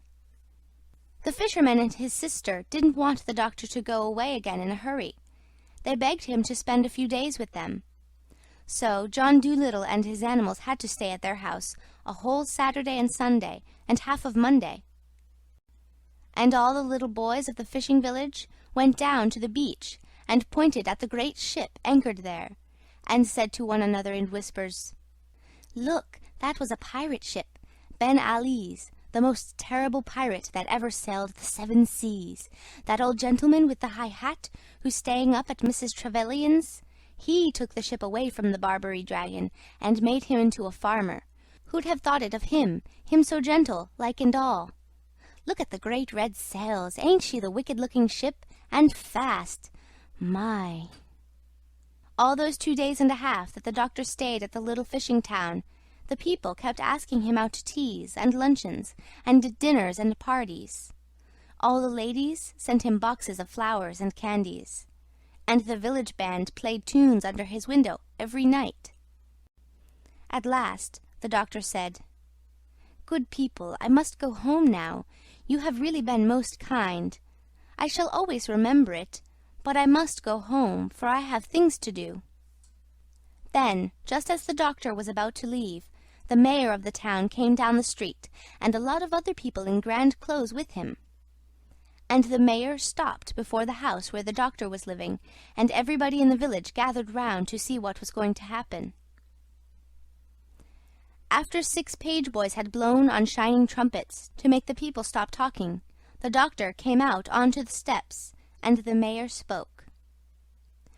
"Dr. John Dolittle," said he, "it is a great pleasure for me to present to the man who rid the seas of the dragon of Barbary this little token from the grateful people of our worthy town." And the mayor took from his pocket a little tissue paper packet, and opened it. He handed to the doctor a perfectly beautiful watch with real diamonds in the back. Then the mayor pulled out of his pocket a still larger parcel, and said, "Where is the dog?" Then everybody started to hunt for Jip, and at last Dab-Dab found him on the other side of the village in a stable-yard, where all the dogs of the countryside were standing round him speechless with admiration and respect. When Jip was brought to the doctor's side, the mayor opened the larger parcel, and inside was a dog collar made of solid gold. And a great murmur of wonder went up from the village folk, as the mayor bent down and fastened it round the dog's neck with his own hands. For written on the collar in big letters were these words, "Jip, the cleverest dog in the world." Then the whole crowd moved down to the beach to see them off, and after the red-haired fisherman and his sister and the little boy had thanked the doctor and his dog over and over again, the great swift ship with the red sails was turned once more towards Puddleby, and they sailed out to sea, while the village band played music on the shore. End of the 20th chapter. Chapter 21. Home Again. March winds had come and gone. April's showers were over. May's buds had opened into flower, and the June sun was shining on the pleasant fields when John Dolittle at last got back to his own country. But he did not yet go home to Puddleby. First he went travelling through the land with the push-me-pull-you in a gypsy wagon, stopping at all the country fairs, and there, with the acrobats on one side of them, and the Punch and Judy show on the other, they would hang out a big sign which read, "Come and see the marvelous two-headed animal from the jungles of Africa. Admission 6d." And the push-me-pull-you would stay inside the wagon, while the other animals would lie about underneath. The doctor sat in a chair in front, taking the 6d, and smiling on the people as they went in. And Dab-Dab was kept busy all the time scolding him because he would let the children in for nothing when she wasn't looking. And menagerie keepers and circus men came and asked the doctor to sell them the strange creature, saying they would pay tremendous lot of money for him. But the doctor always shook his head and said, "No, the Push-Me-Pull-You shall never be shut up in a cage. He shall be free always to come and go like you and me." Many curious sights and happenings they saw in their wandering life, but they all seemed quite ordinary after the great things they had seen and done in foreign lands. It was very interesting at first, being sort of part of a circus, but after a few weeks they all got dreadfully tired of it, and the doctor and all of them were longing to go home. But so many people came flocking to the little wagon, and paid the 6 pence to go inside and see the Push-Me-Pull-You, that very soon the doctor was able to give up being a showman. And one fine day, when the hollyhocks were in full bloom, he came back to Puddleby a rich man, to live in the little house with the big garden. And the old lame horse in the stable was glad to see him. So were the swallows, who had already built their nests under the eaves of his roof, and had young ones. And Dab-Dab was glad, too, to get back to the house she knew so well, although there was a terrible lot of dusting to be done, with cobwebs everywhere. And after Jip had gone and shown his golden collar to the conceited collie next door, he came back and began running round the garden like a crazy thing, looking for the bones he had buried long ago, and chasing the rats out of the tool shed, while Gub-Gub dug up the horseradish which had grown 3 feet high in the corner by the garden wall. And the doctor went and saw the sailor who had lent him the boat, and he bought 2 new ships for him and a rubber doll for his baby.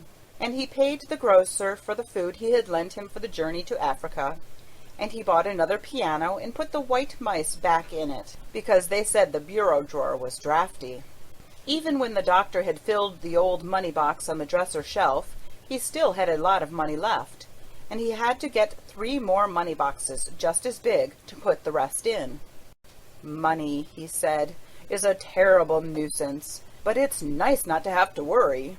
"Yes," said Dab-Dab, who was toasting muffins for his tea, "it is indeed."